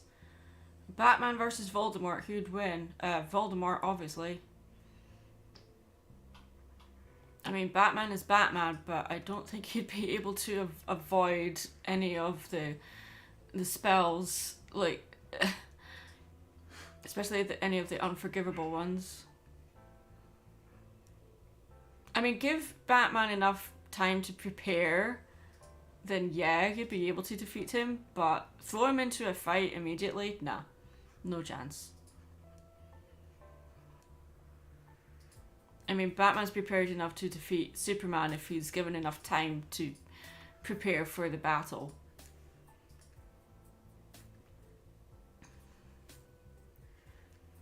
But I don't think he'd be able to beat Voldemort somehow. Kristen Stewart, thank you. It's not... she didn't have no expression. It was the fact that it just seemed to have the same expression all the time. You know, the open mouth thing. It's always the same.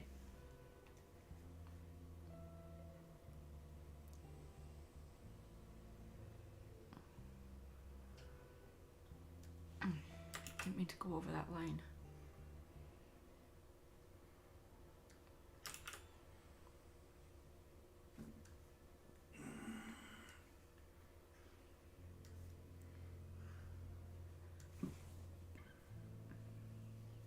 What is your opinion on the Fantastic Beasts series movies so far? Loved the first one. The second one, not so much. I just found it a bit too dark. I mean, obviously it's set... The time it's set in, of course, it's going to be very... it's going to have that dark vibe about it, but I just think they just took it too far.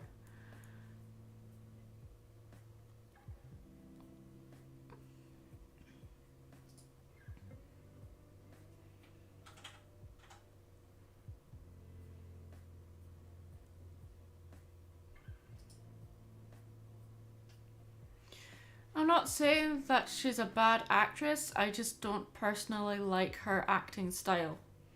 I mean, she is an Oscar-nominated actress. She can act. I just don't like her acting style, personally.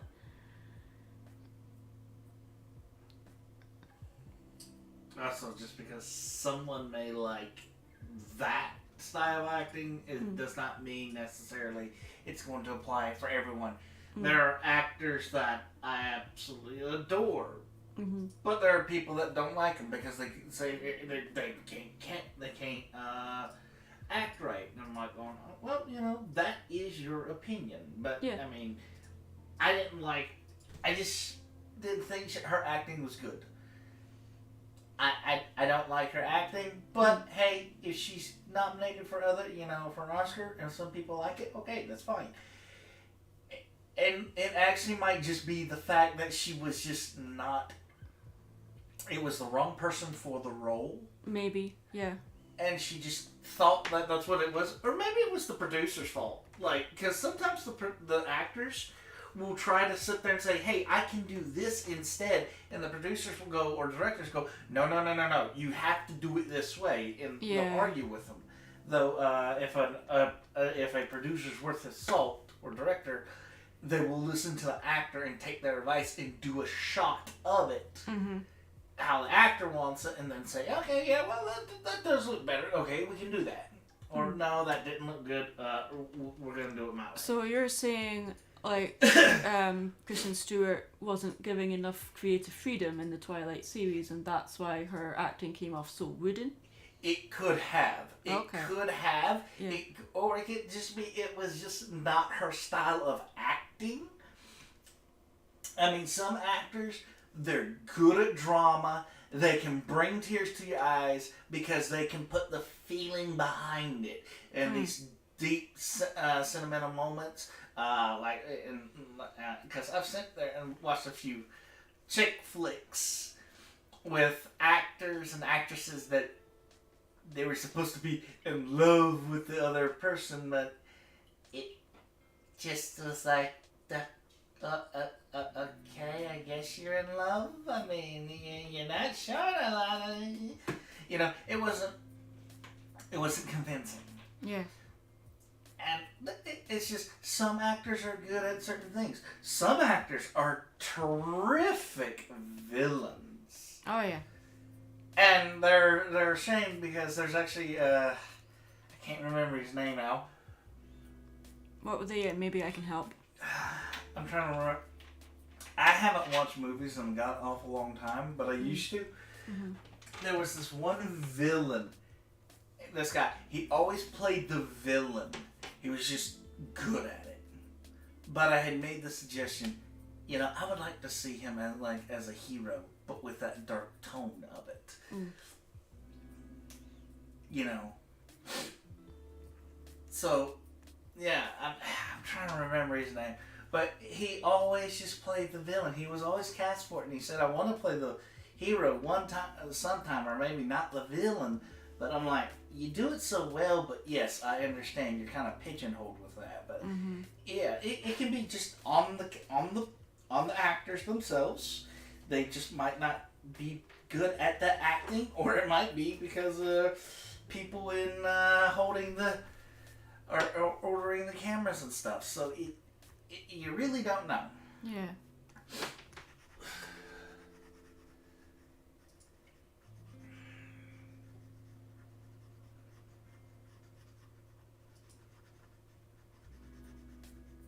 Well, it's like the late Robin Williams, amazing comedy actor, but he is amazing as a drama actor as well.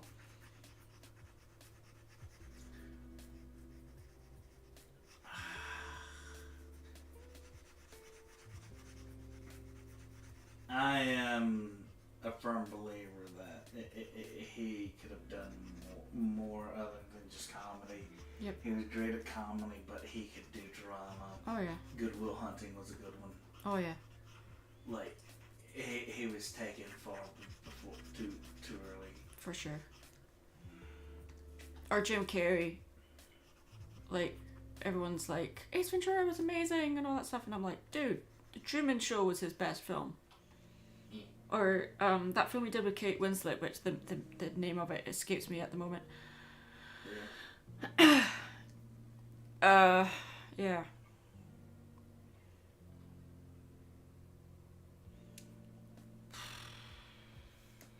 I know people enjoy the TF2 analysis series, and that's awesome, but it's not my project, so I can't tell you anything about it. I just voice stuff in it. In regards to whether I've done recording for it recently, the answer is yes, but I can't tell you anything more than that. Yes, on the spoilers. First of all, I don't want to spoil it, but second of all, it's not my project, so I want to respect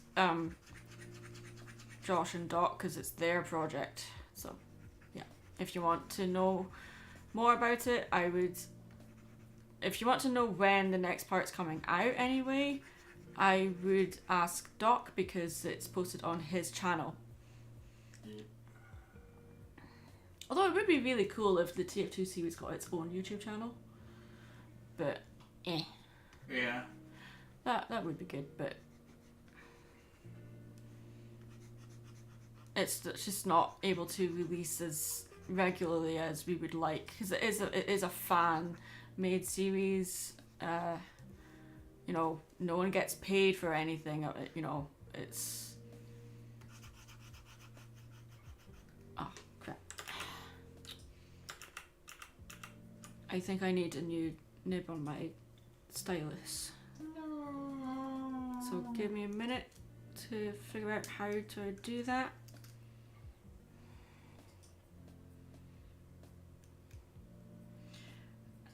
And I can't remember what I did with the adapter to switch out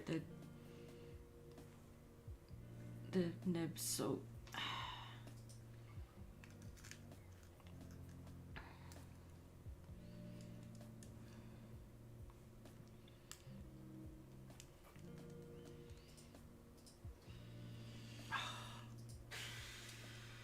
tweezers might have to be that. wherever they are. I used to have a ring for mine. Yeah, I had a little adapter thing, but I don't know what I did with it. Yeah, it was a little ring you'd pinch and Yeah. pull it out. It basically looks like the thing that you use to remove keyboard buttons, but it's a lot smaller. Yeah. I suppose a pair of tweezers would do the same job. Yep. So I'll just give me a second, guys. I need to replace the nib on my stylus. No. Keep the microphone. What?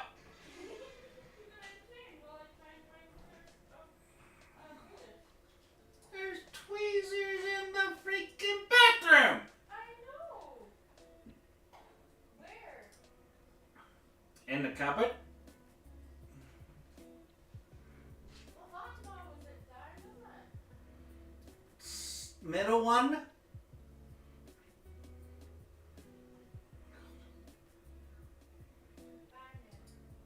Found you. Yeah, you did.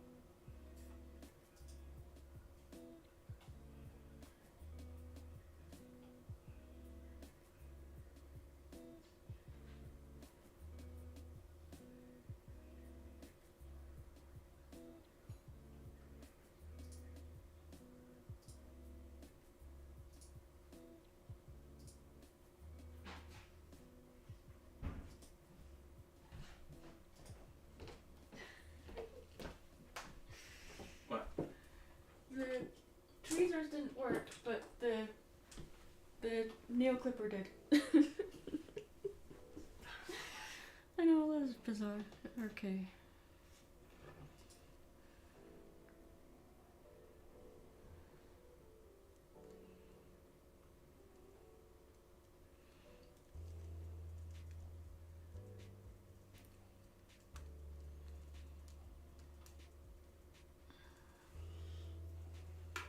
No, my cat Tuppence did not come with me, and she won't be coming over.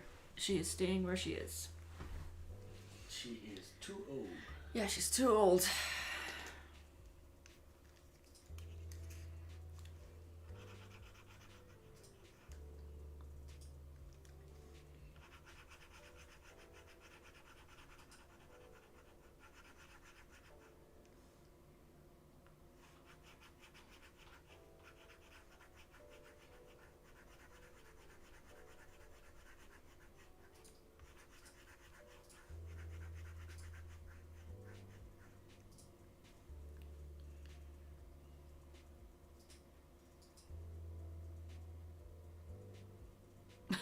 You like the playthrough of DuckTales. I need to finish that series. I still haven't been able to finish the last level. Something fun. Huh? I said, ooh, fun, fun, fun. Because I remember last time you were playing it. Yep. I think I played the last level. I've got a recording of it. Playing the last level for 3 hours. Mm-hmm. And I still... It was when you have to escape the lava. As the lava's rising. And I just kept missing platforms. And also, I should point out, I was playing that game with a keyboard, not a gamepad. So I was making things even harder for myself. Wait, I don't have a parrot. I think you mean cockatoo. No, we don't have the cockatoo anymore. He has gone to a house, or yeah, he's gone. We decided to rehome him so he can go somewhere where he can get the attention he needs.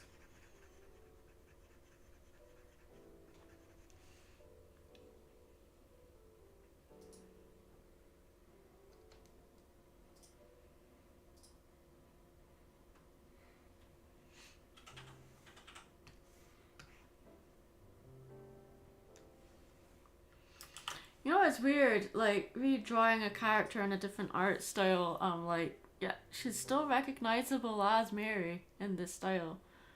Yeah. Yeah. Which is the problem that you sometimes get when you draw characters in different styles. They're changed too much, and then Yep. you can't really tell it's them.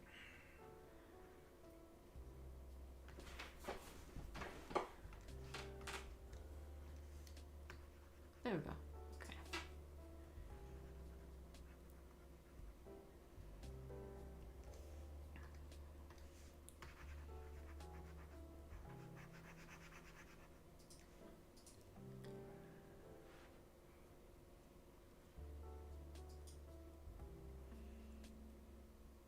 It does suit her.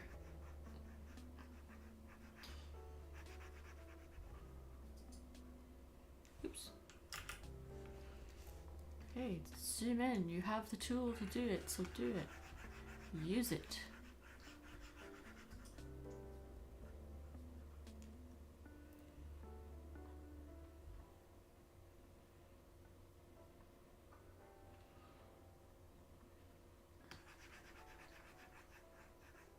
I don't know what you're quoting from, so you're, yeah.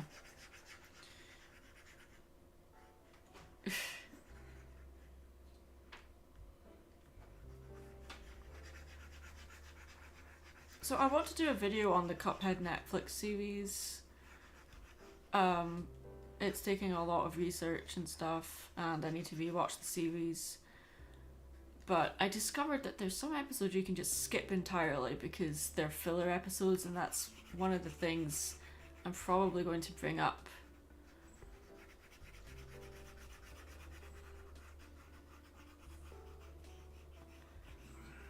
And it's an awesome show, but it sets up an awesome premise and then just drops it for the first 4 episodes and then goes back to it at episode 5 or 6, and I'm like, hey, maybe not do that.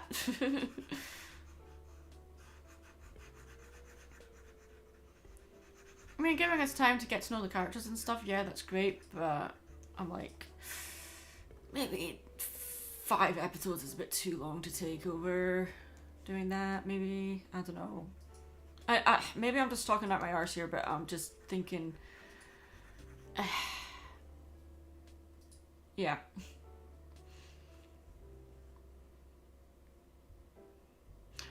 Okay, so you're quoting from Monty Python, and I know why, because we were talking about a cockatoo earlier, but yeah, kind of every time I look at the chat, I just see a quote and I'm like, oh, people aren't really talking, they're just quoting stuff. I'm like, okay. Well, if you're having fun, that's the important thing. Yeah.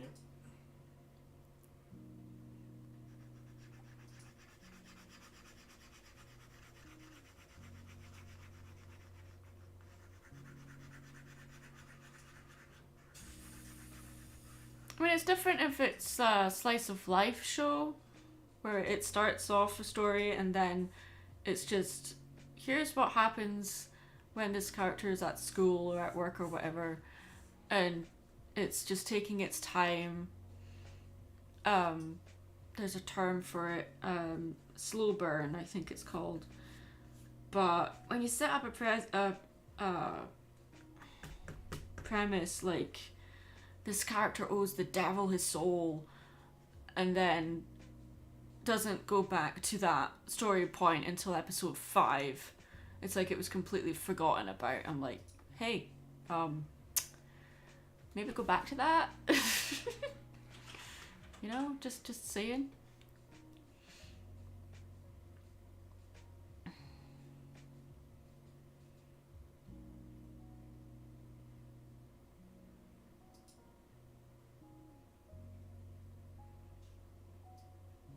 No, the voice actor that did the voice for the devil, I can't remember his name, but he did an amazing job. I mean, the character was played up like he was very camp, but that's how devil characters were portrayed in the 30s, so it's very on point.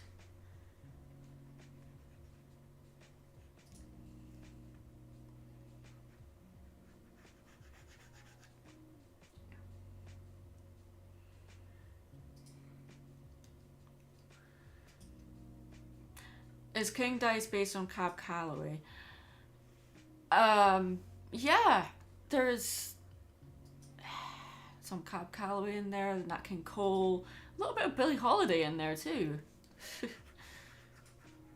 And Billie Holiday's a woman, so the song in the Cuphead game that's played with King Dice was sung by a woman. Yes, I did play Cuphead. I was asked that earlier. I know quoting things is fine, but there's just some quotes I'm like, you're quoting things that we haven't really brought up before, so I'm wondering why it's being quoted. So I'm trying to find the connection. That's why. I'm not saying don't quote, I'm just saying, like, why is there a quote from this?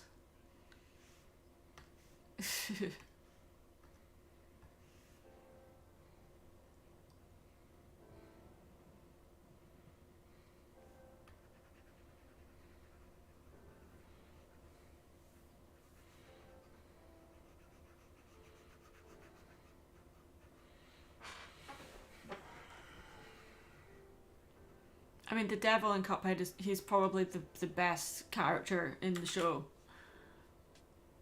In design, animation, voice acting, everything. It's funny that villains always tend to be my favourite characters from anything. Although I did like Muckman, he was adorable. Cuphead was a bit annoying, but he's meant to be.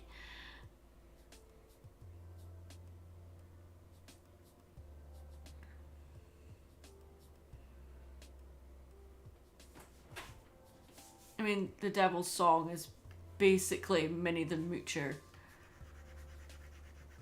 Which I was expecting that, like, if they were going to have a song be literally Minnie the Moocher, it would have been King Dice's song, but he didn't actually get a song in the show. He got, like, a scat entrance for the game show, but yeah, that's it. But I don't want to spoil stuff for the show, so I'll maybe stop talking about it. Let's switch to a softer. Oh, I can't. Oh, okay. Never mind.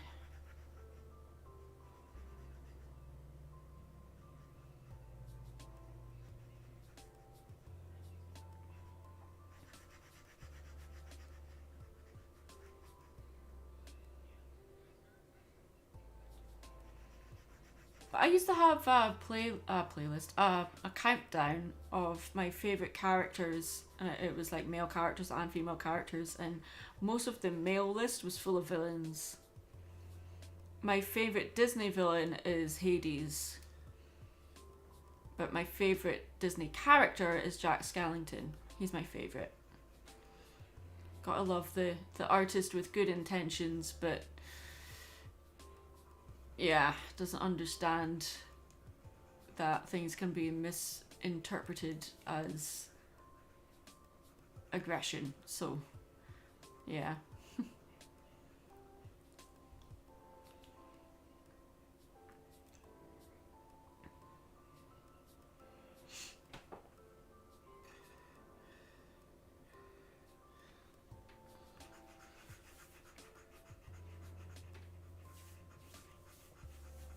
Non-Disney film villain.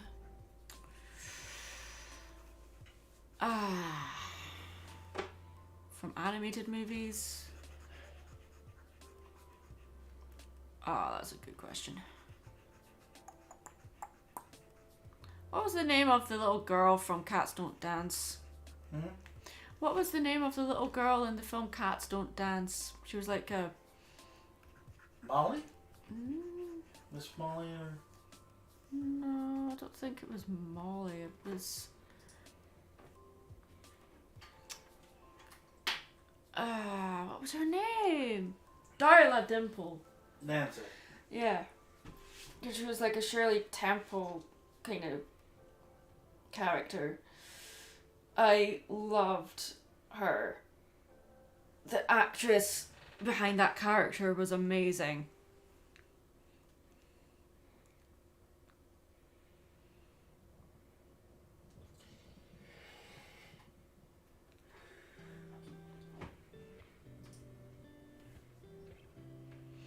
I mean, like, talking about James Woods, I mean, James Woods has played so many amazing villains in the movies he's been in, but he is an amazing drama actor as well as action. Like, his range is amazing.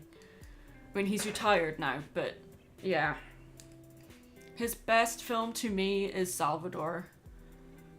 True Lies is pretty good too, but I think my favourite live action film with him in it is definitely Salvador.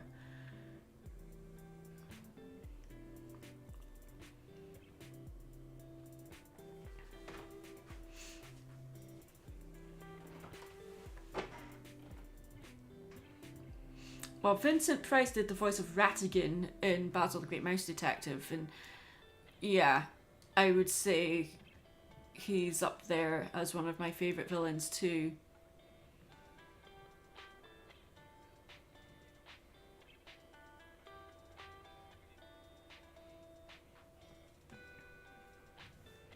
You know what? I think I'm gonna have to make a new layer because I coloured her arms before doing the cape, and that was really dumb.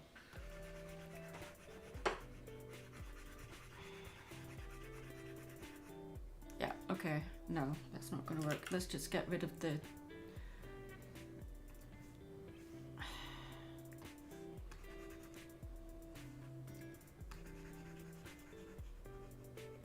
Sometimes you screw up and you have to like just go back, so that's what we're doing here.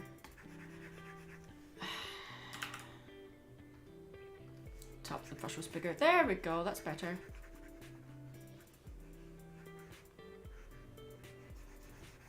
Hey Maddie, why aren't you using the fill tool? Because we're trying to go for a watercolor effect with the color.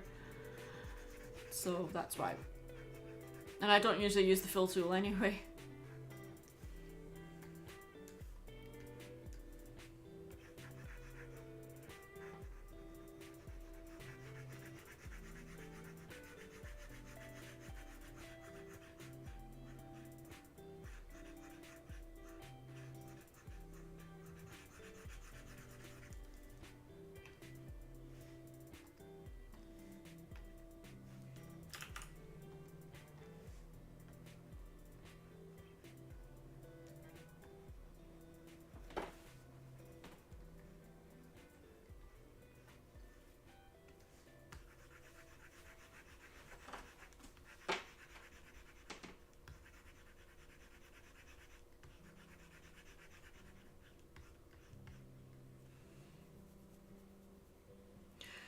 The villain from Toy Story 2 was voiced by Kelsey Grammer, also known as Frasier from the Frasier Crane show.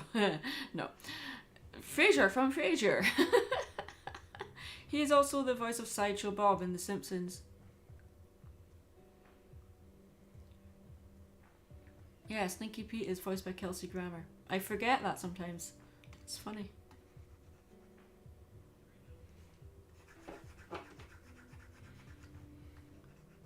I mean, he was the voice of Vlad in Anastasia as well. I think that's probably my favourite role of Kelsey Grammer's ever.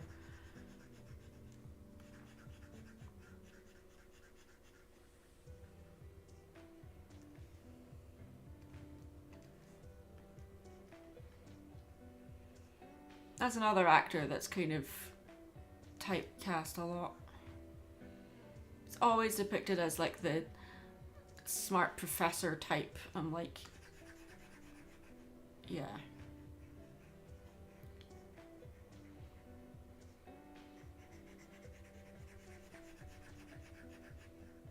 Although he was Beast in the X-Men series, but yeah, smart professor type. Hey.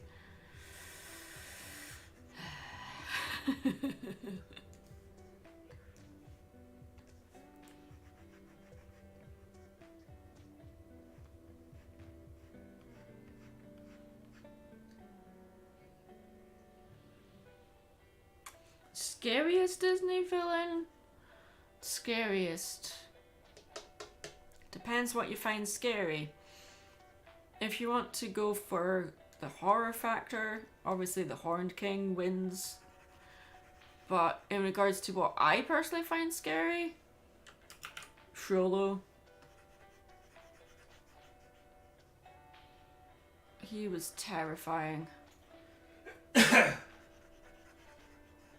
I mean, he doesn't have any magical powers, but the way that he just controls Quasi and how he intimidates Esmeralda as a man and how he takes advantage of the church and just the power that he has that he doesn't deserve.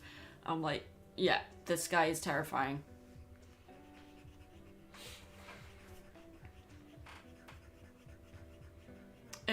I think the reason why he's terrifying is because he's convinced he's the good guy. And just, yeah.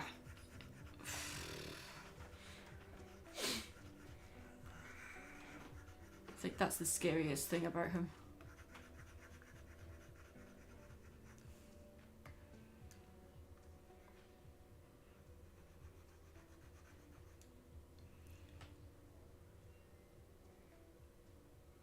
Oh, the donkey trader. You mean the coachman from Pinocchio? Yes. Very underrated.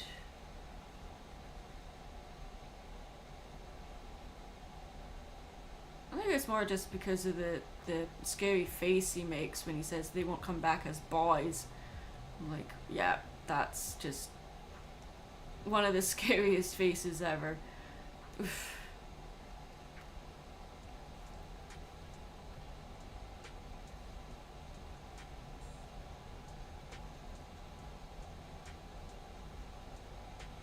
Another one that people probably don't find scary all that much because he's just a himbo, Gaston.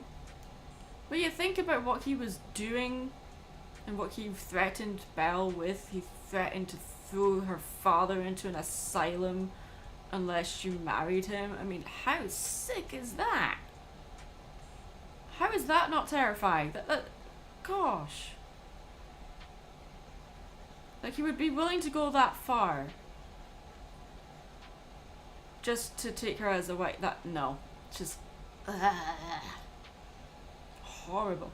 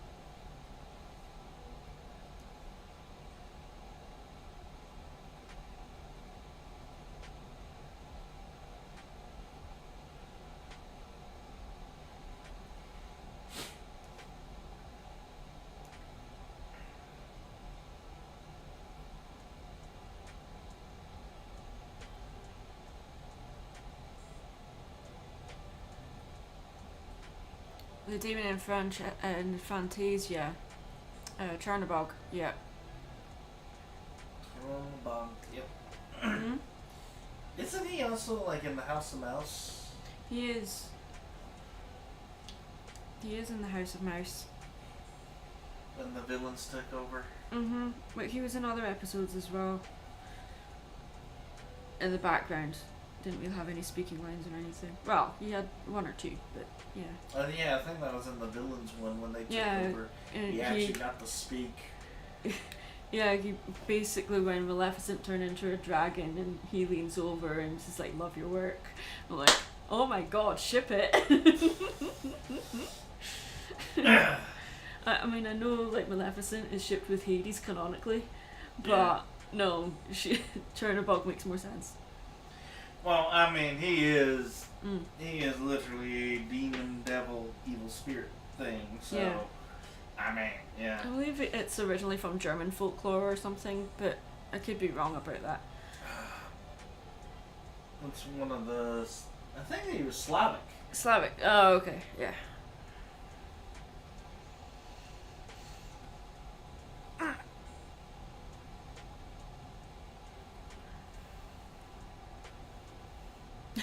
The organ from Beauty and the Beast Christmas. Uh-huh. Well, because he was voiced by, I can't remember the character's name, but he was voiced by Tim Curry, and he was Yeah. also animated in CGI in a film that had terrible 2D animation. Yep. And I mean, Tim Curry can make any character scary, even an organ that's chained to a wall that can't really actually do anything or hurt anyone. Yep. You just, ugh.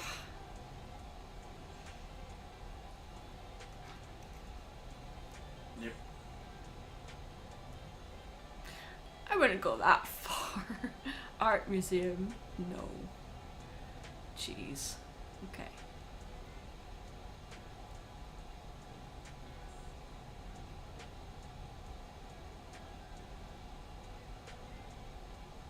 What I liked about the House of Mouse is they had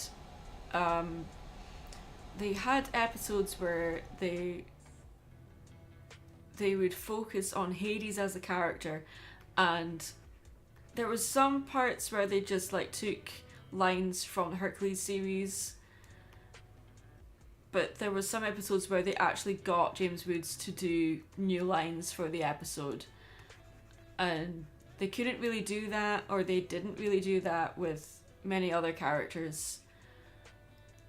So out of most Disney villains, Hades is the one that has the most development inside his own world and outside. So that's another reason why he's one of my favourite, if not my top favourite Disney villain.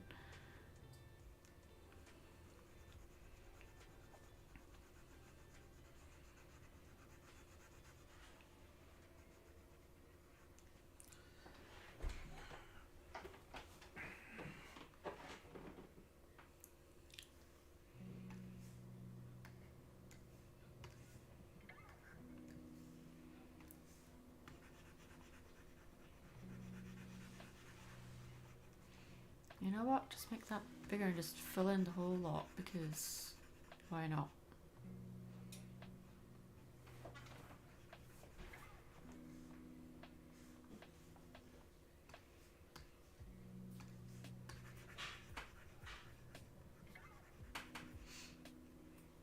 It's a Joey! Hi Joey, hugs for you.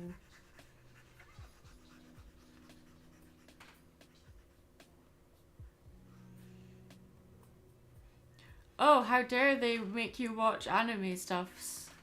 What anime did you watch? I need to know.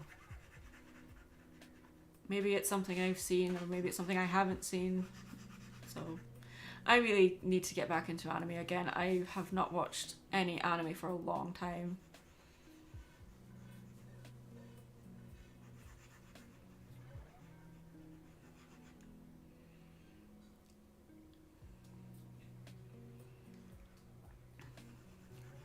Let's keep in mind to segregate the character from the real person, please.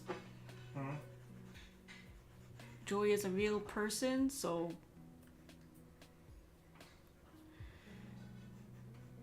Yeah, segregate the character from the person. Thank you. Somebody call IXII. Are my hugs really that lethal? Come on.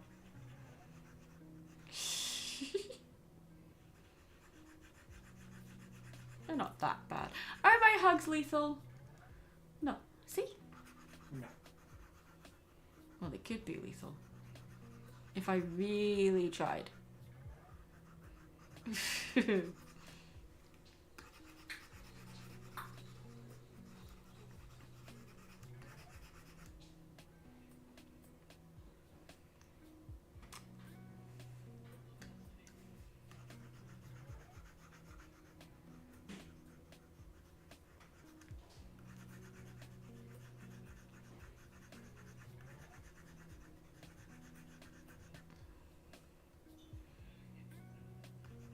Yeah, we're happy that Joey's here.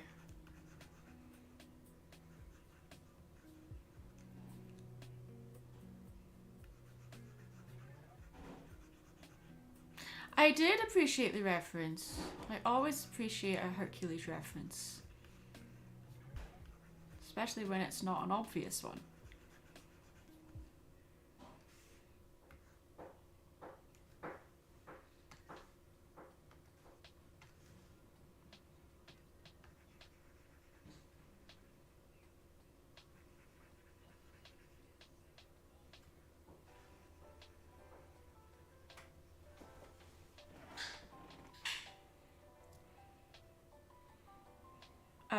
I need to check out Lupin the Third.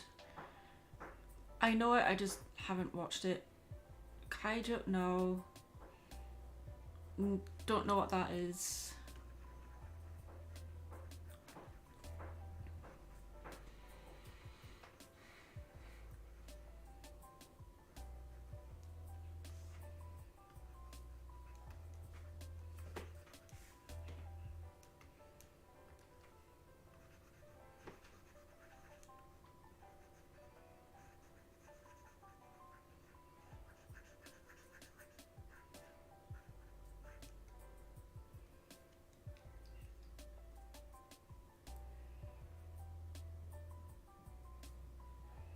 Yeah, save your work, kids. Well, thanks for dropping by, Charlie Odinoku and ML Thar. Oh, I just realised who you are. I'm sorry. Thanks for dropping by. Take care. I don't really watch an awful lot of anime these days either.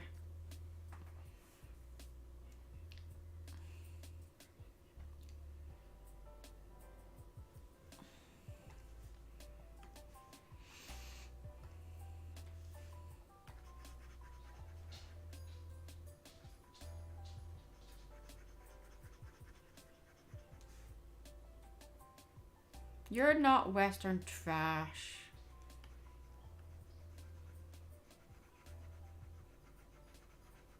You are Western gold.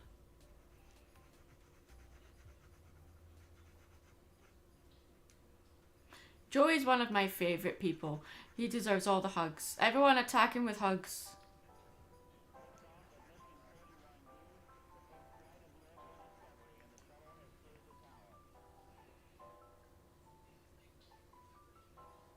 Joey would fit in the Cuphead's world. If Joey was to be inserted into any cartoon world, it would be the Chuck Jones era of the Looney Tunes cartoons. Come on. That's my opinion. You're not. Stop. You know what? I need to say this. Ah, self-deprecation. That's disgusting.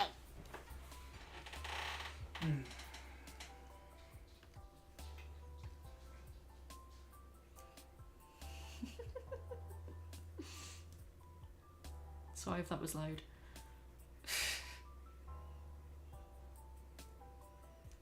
What colour are Mary's shoes? They're not... Because I usually draw the upper bodies, I don't really draw the full bodies. Like, a lot, so... Oh lordy, I need to look up her reference sheet real quick. What colour are your shoes, women? That's hilarious.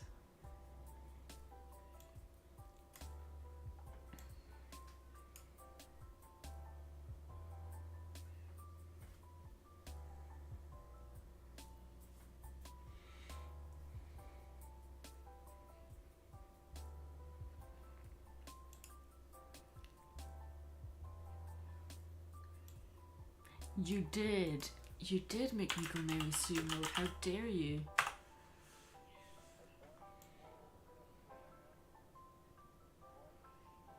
Where is your character sheet? Why are you not on my hard drive?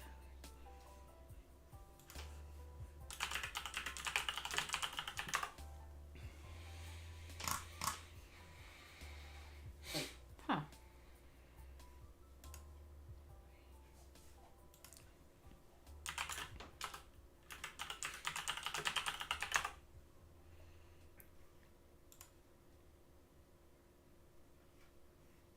it's not that big a deal. I mean, I've got it on my DeviantArt, but it's annoying I don't have the actual file on hand.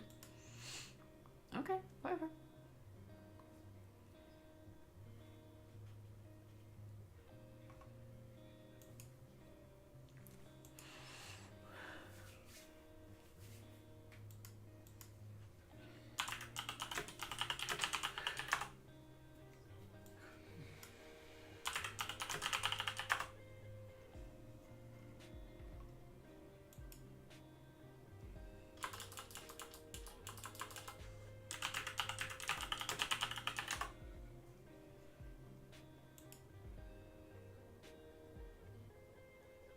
Okay. Her shoes are the same color as her cape and gloves and stuff. Alright. And then the little ball is gold. Okay.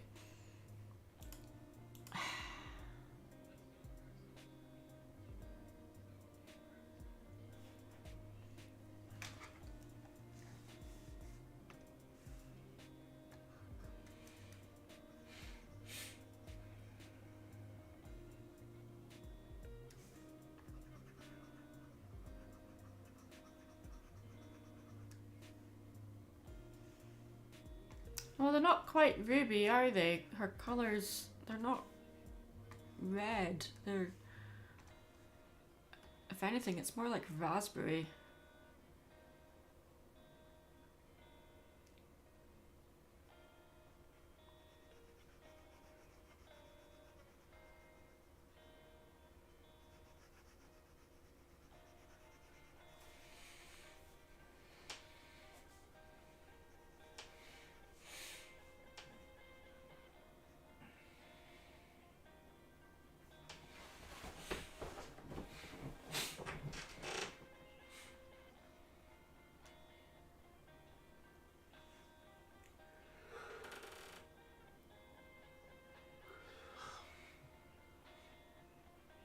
Mary as Dorothy and Maddie as the Wicked Witch.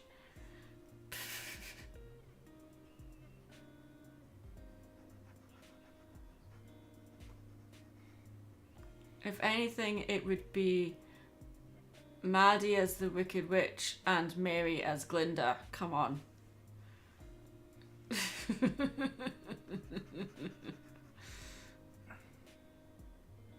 Because funny story, Glinda was quite a big part of Mary's character influence. Not just Glinda, but Kristen Chenoweth as a whole is quite a big part of her character build-up.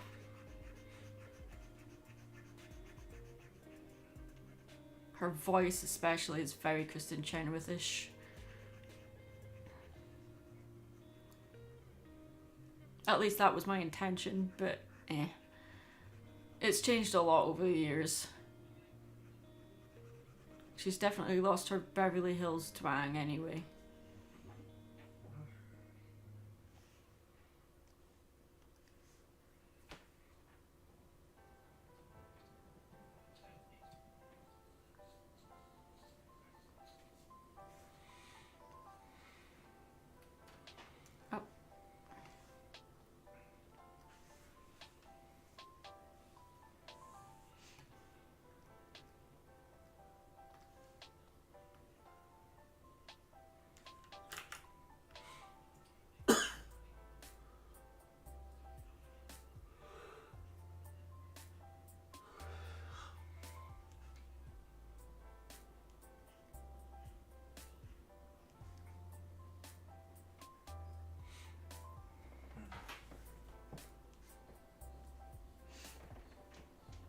There we go.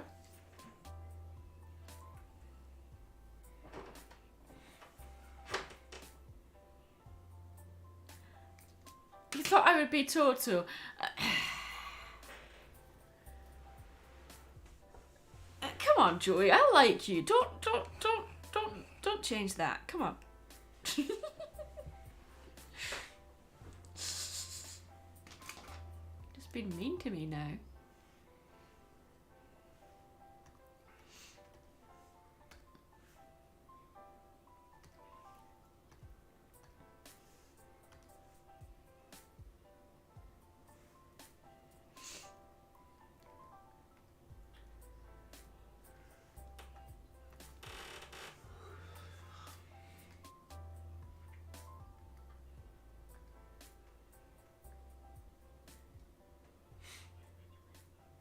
Maddie and Mary as imps in Hell of a Boss.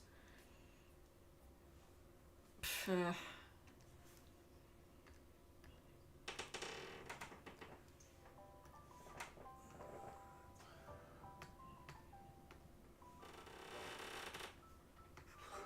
I can't really see Mary as an imp.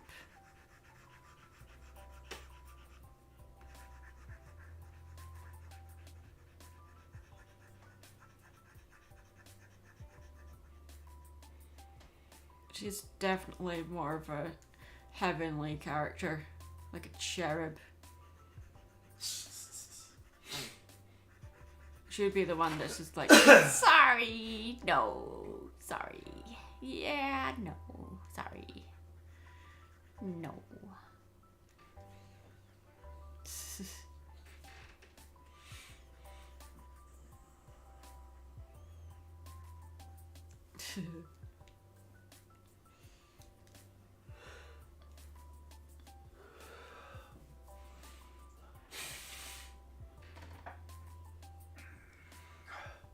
Oh, I know you were teasing. It's cute that you have a death wish.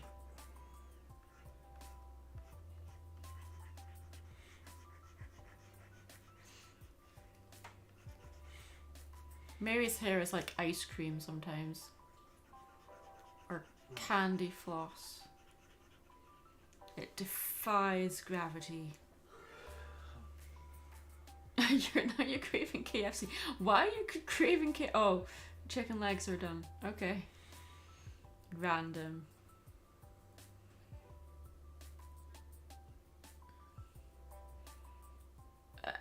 Why?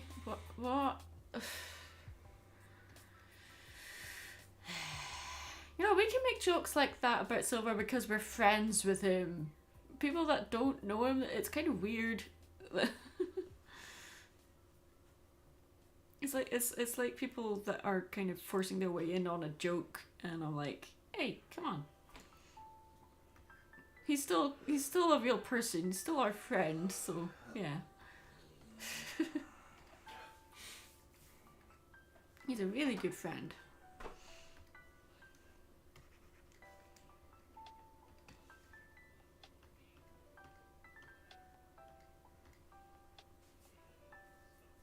Oh, it's more like a lovely Italian meringue.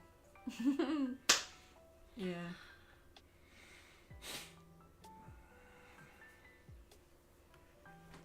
Why aren't you doing the thing? Why? Oh, I'm on the wrong tool. I'm done.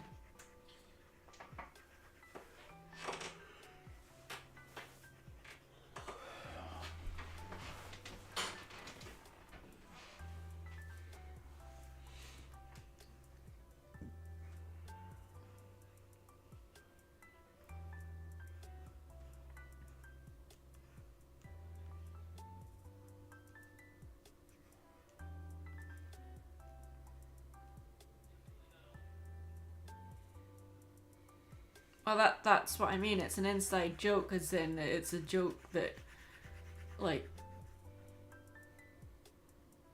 it's a joke between friends. So, yeah, it's just a bit weird when other people do it. Anyway.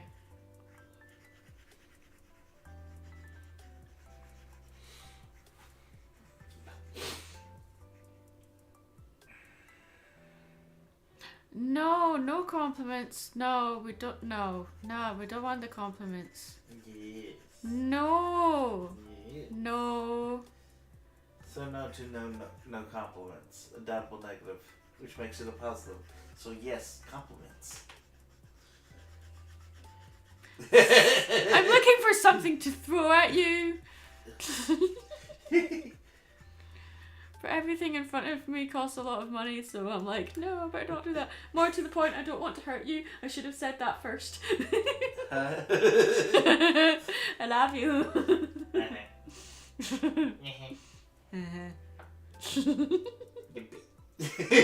What?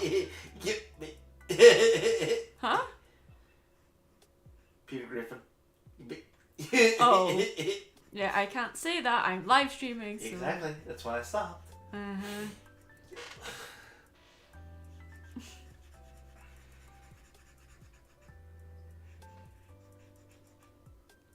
Thank you for the donation, Gareth Alford, of £1.79. I like Tex Avery cartoons. I like Tex Avery cartoons too. We're not drawing in the Tex Avery style, but I like them. So, yeah. This is more Fleischer style, but yeah.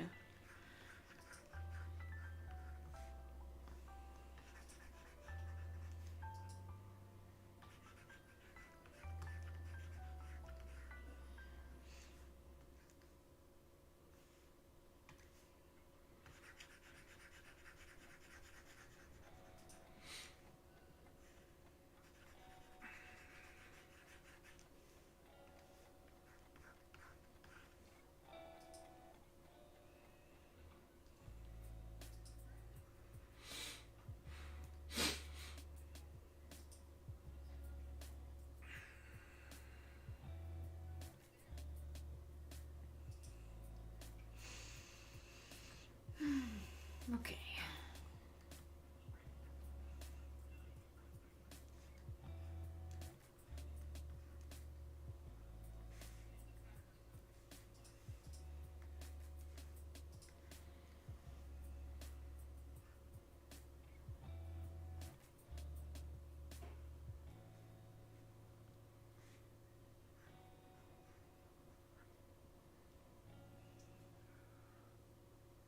No, we don't. No, I don't want a compliment. Stop. No. Stop it. Stop it right now. No. No. No. Don't like it.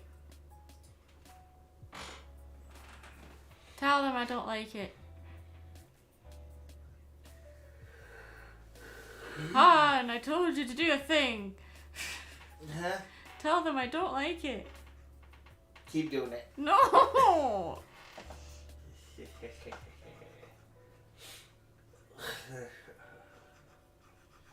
supposed to be on my side.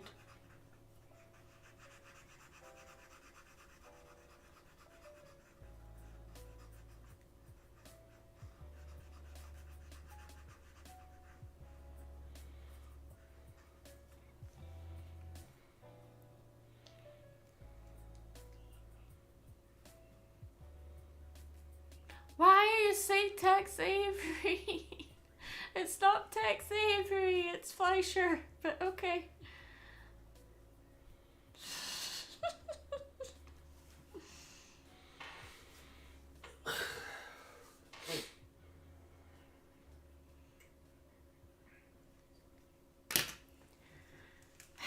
Joy, remember, we're on the same continent now. Just keep that in mind.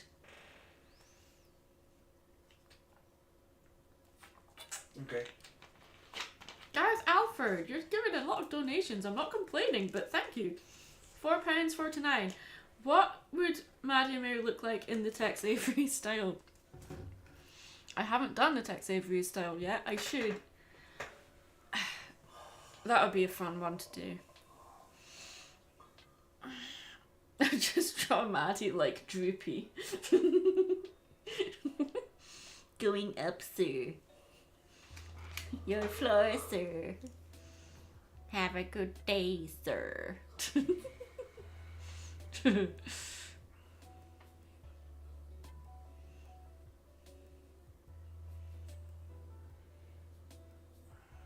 Now we could do Tex Avery in the next stream. I don't know when that will be, but we'll figure it out. This has been a good, fun challenge. It's taken me all day, but... Well, we didn't do the Maddie version in the stream, so... Oh, Tex Avery is... Remember the cartoons with Red? She was like... well, put it another way. Remember the wolf character who watches this girl dancer and he howls at her and picks up a chair and hits it off the table, and Wolf whistles at her, literally and figuratively speaking. Those cartoons were done by attacks Avery. Yep.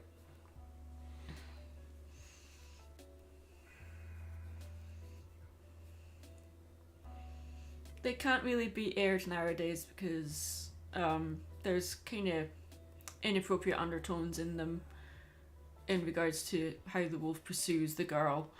So, yeah.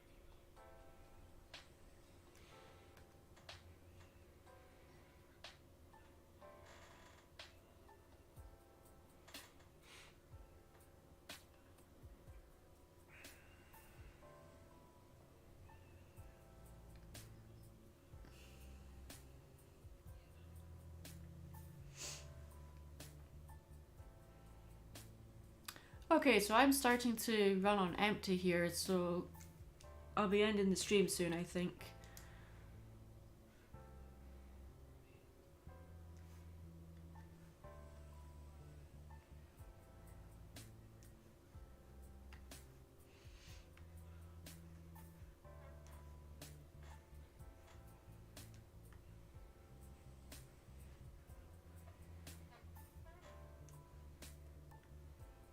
Ah.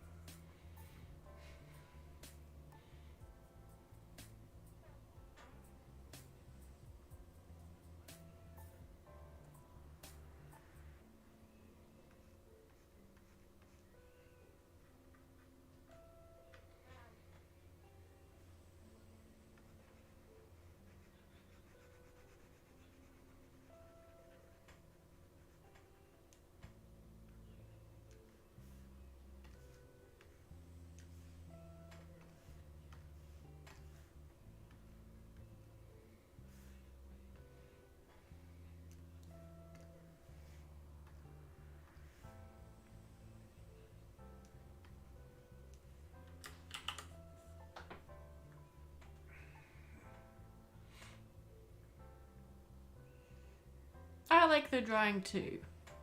It's not very often I say that about my own stuff, but I do like this drawing.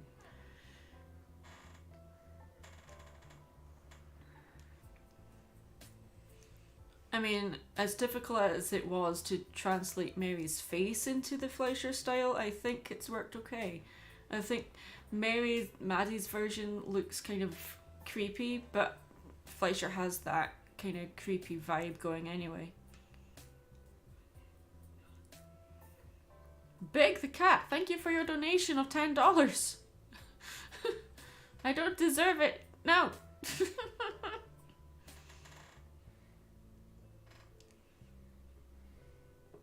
Okay, I'm going to read this as deadpan as possible because it's funny.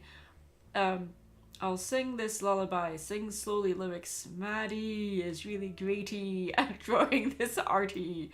Gets compliments by Chatty. Teased by Joey. And long streamy. Good worky. We're happy. And he.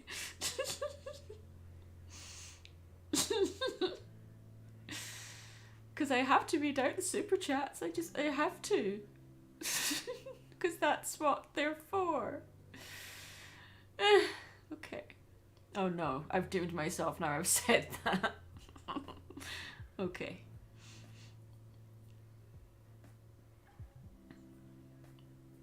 I did good. Yay.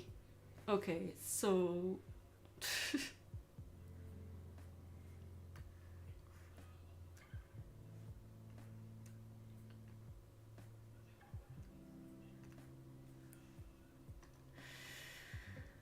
Oh, lordy.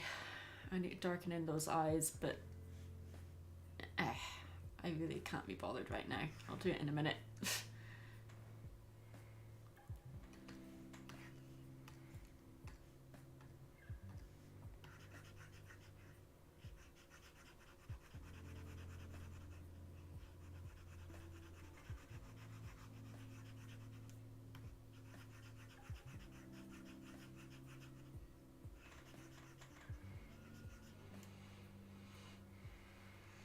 I've drawn derp eyes plenty of times, deliberately and by accident, so.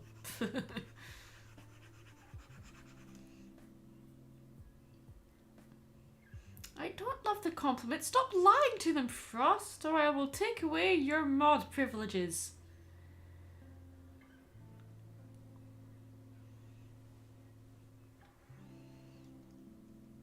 It's all, yeah, they like me. How dare they?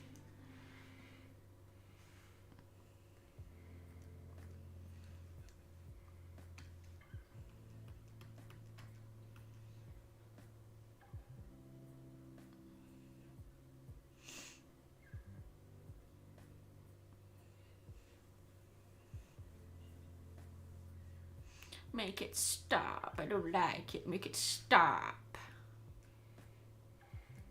They're sending compliments again. He's sleeping. Okay.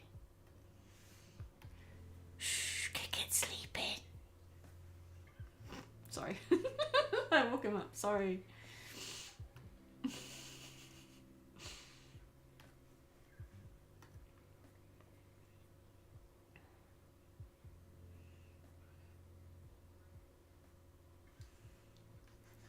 Did I get a free copy of the book I illustrated? No, I bought two. I wanted to support the author.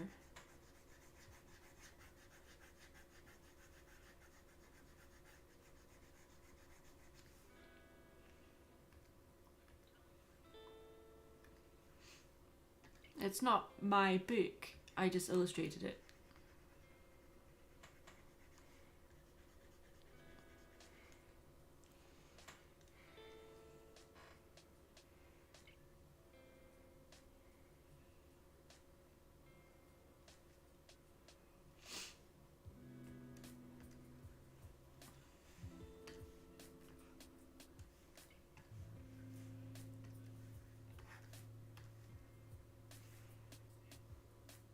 She stares into your soul.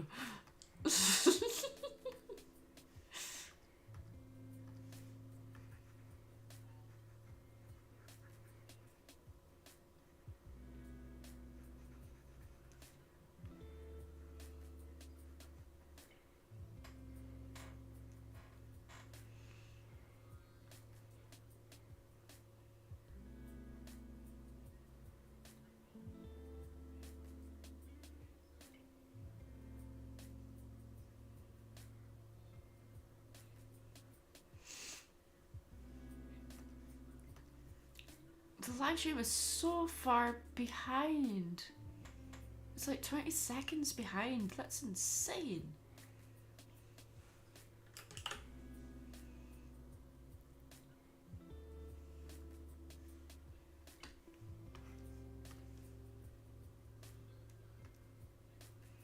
Pseudonym, thank you for your donation of $5. Welcome to the country. Where do I send the complimentary firearm and bad healthcare plan? Okay, you're not wrong, but oh lordy. Honestly, you guys don't know how good you've got it in this country. I swear. You really don't.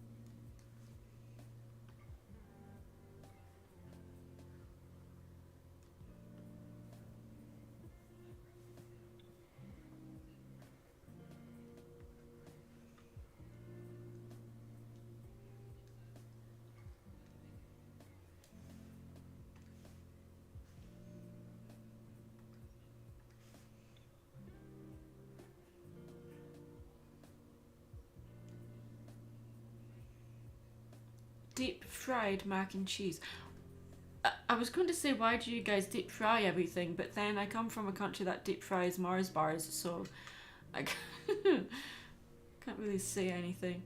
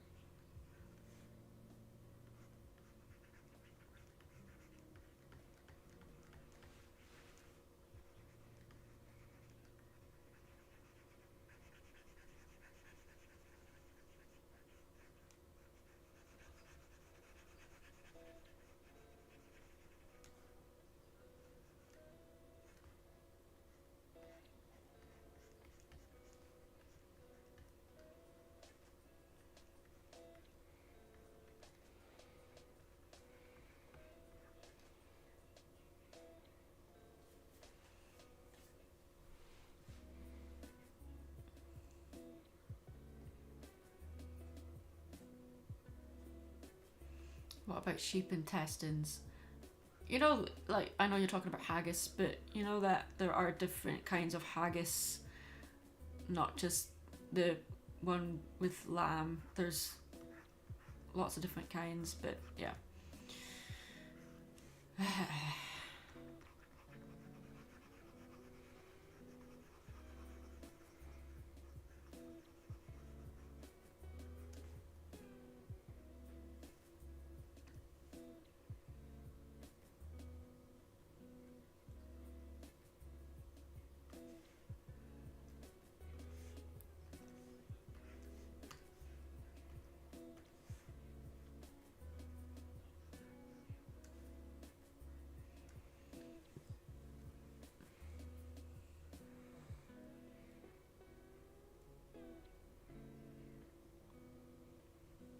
Endurance, I wouldn't say it's endurance. I would say stupidity. No. Once I start something, I want to make sure it's finished. Also, I take forever to draw anything. So did I put my? I did. Okay. Oops. Come on. Did not mean to do that.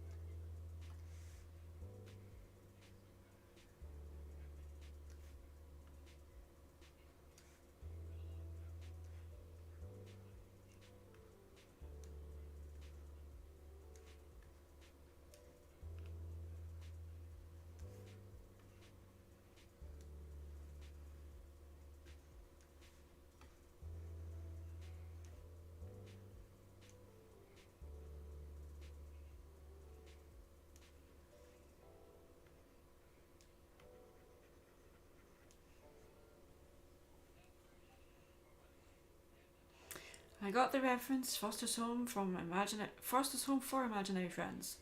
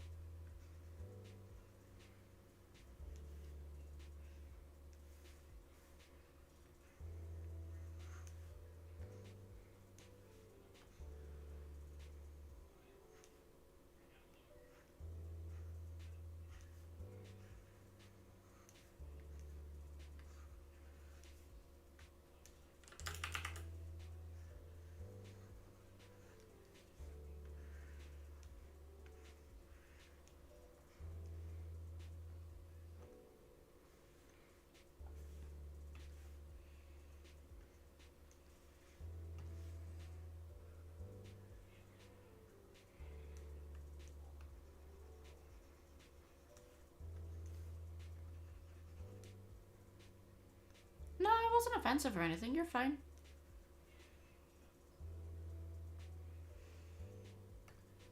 It's all good in the hood.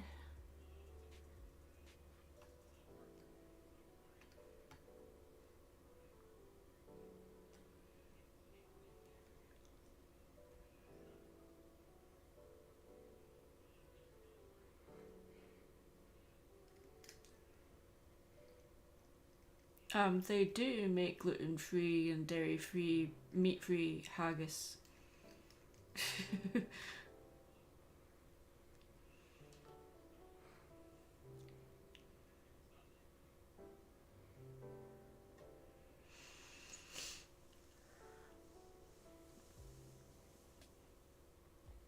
Oh, I've seen people stream for like 3 days or longer.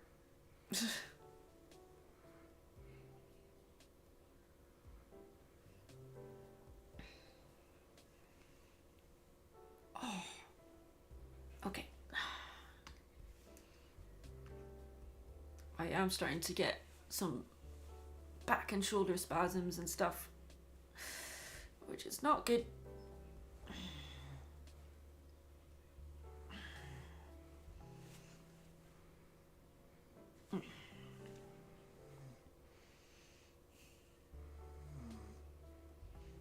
Han, you're snoring. You're snoring. I'm sorry. It's okay. You wanna go for a lie down? No, fine.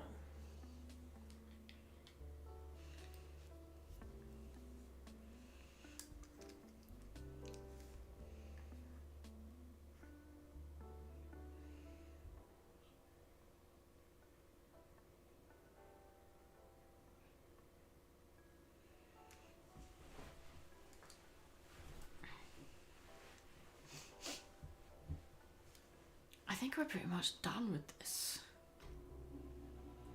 Oh, that's the aircon.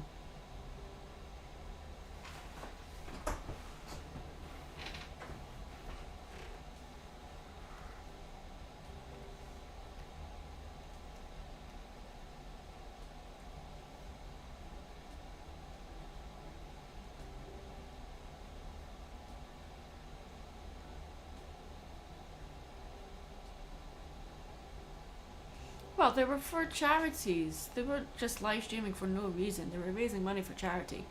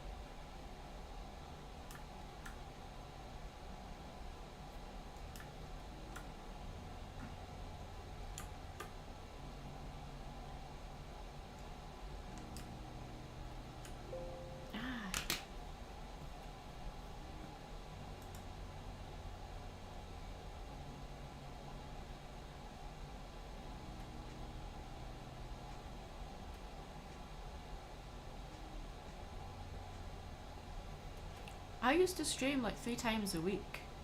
Yep. I miss those days. I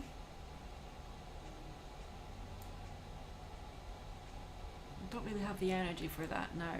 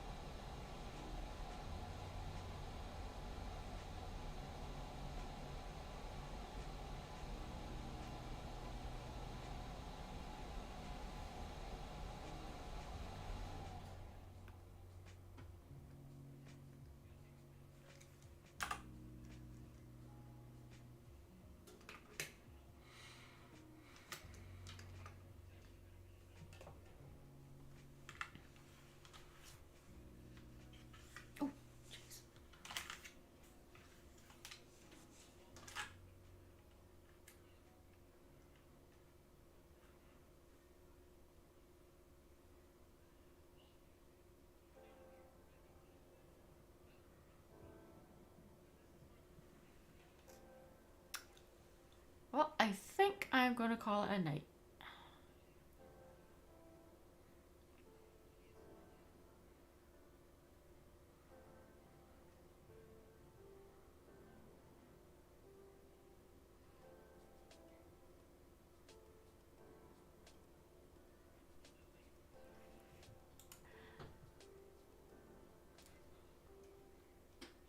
I mean, I could go for a little bit longer, I guess.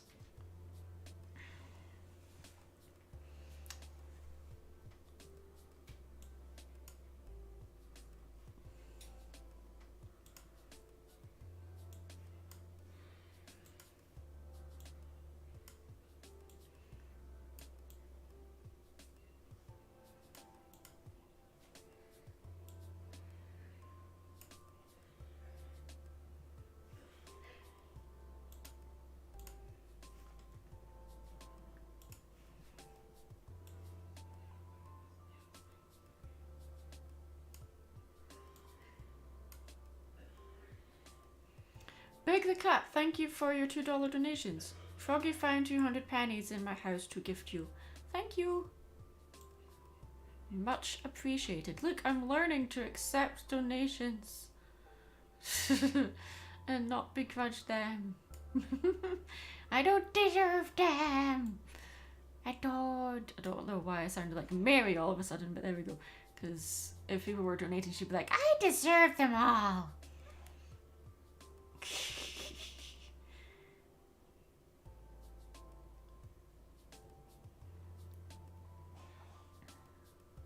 Yeah, I'm tired. I think I'm gonna call it a night.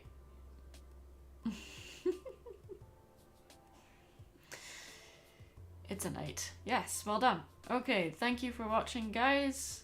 And thank you for everyone that donated too. Thank you. I think the first live stream went well, so hopefully we can make this maybe a weekly thing if we can figure out our schedules.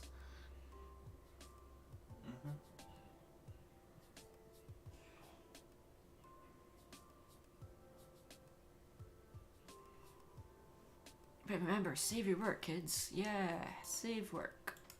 Save.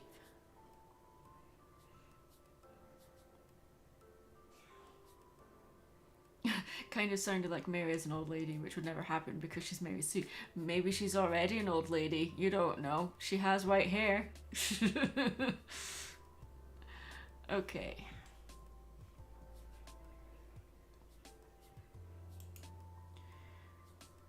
Right, thanks for dropping by, guys.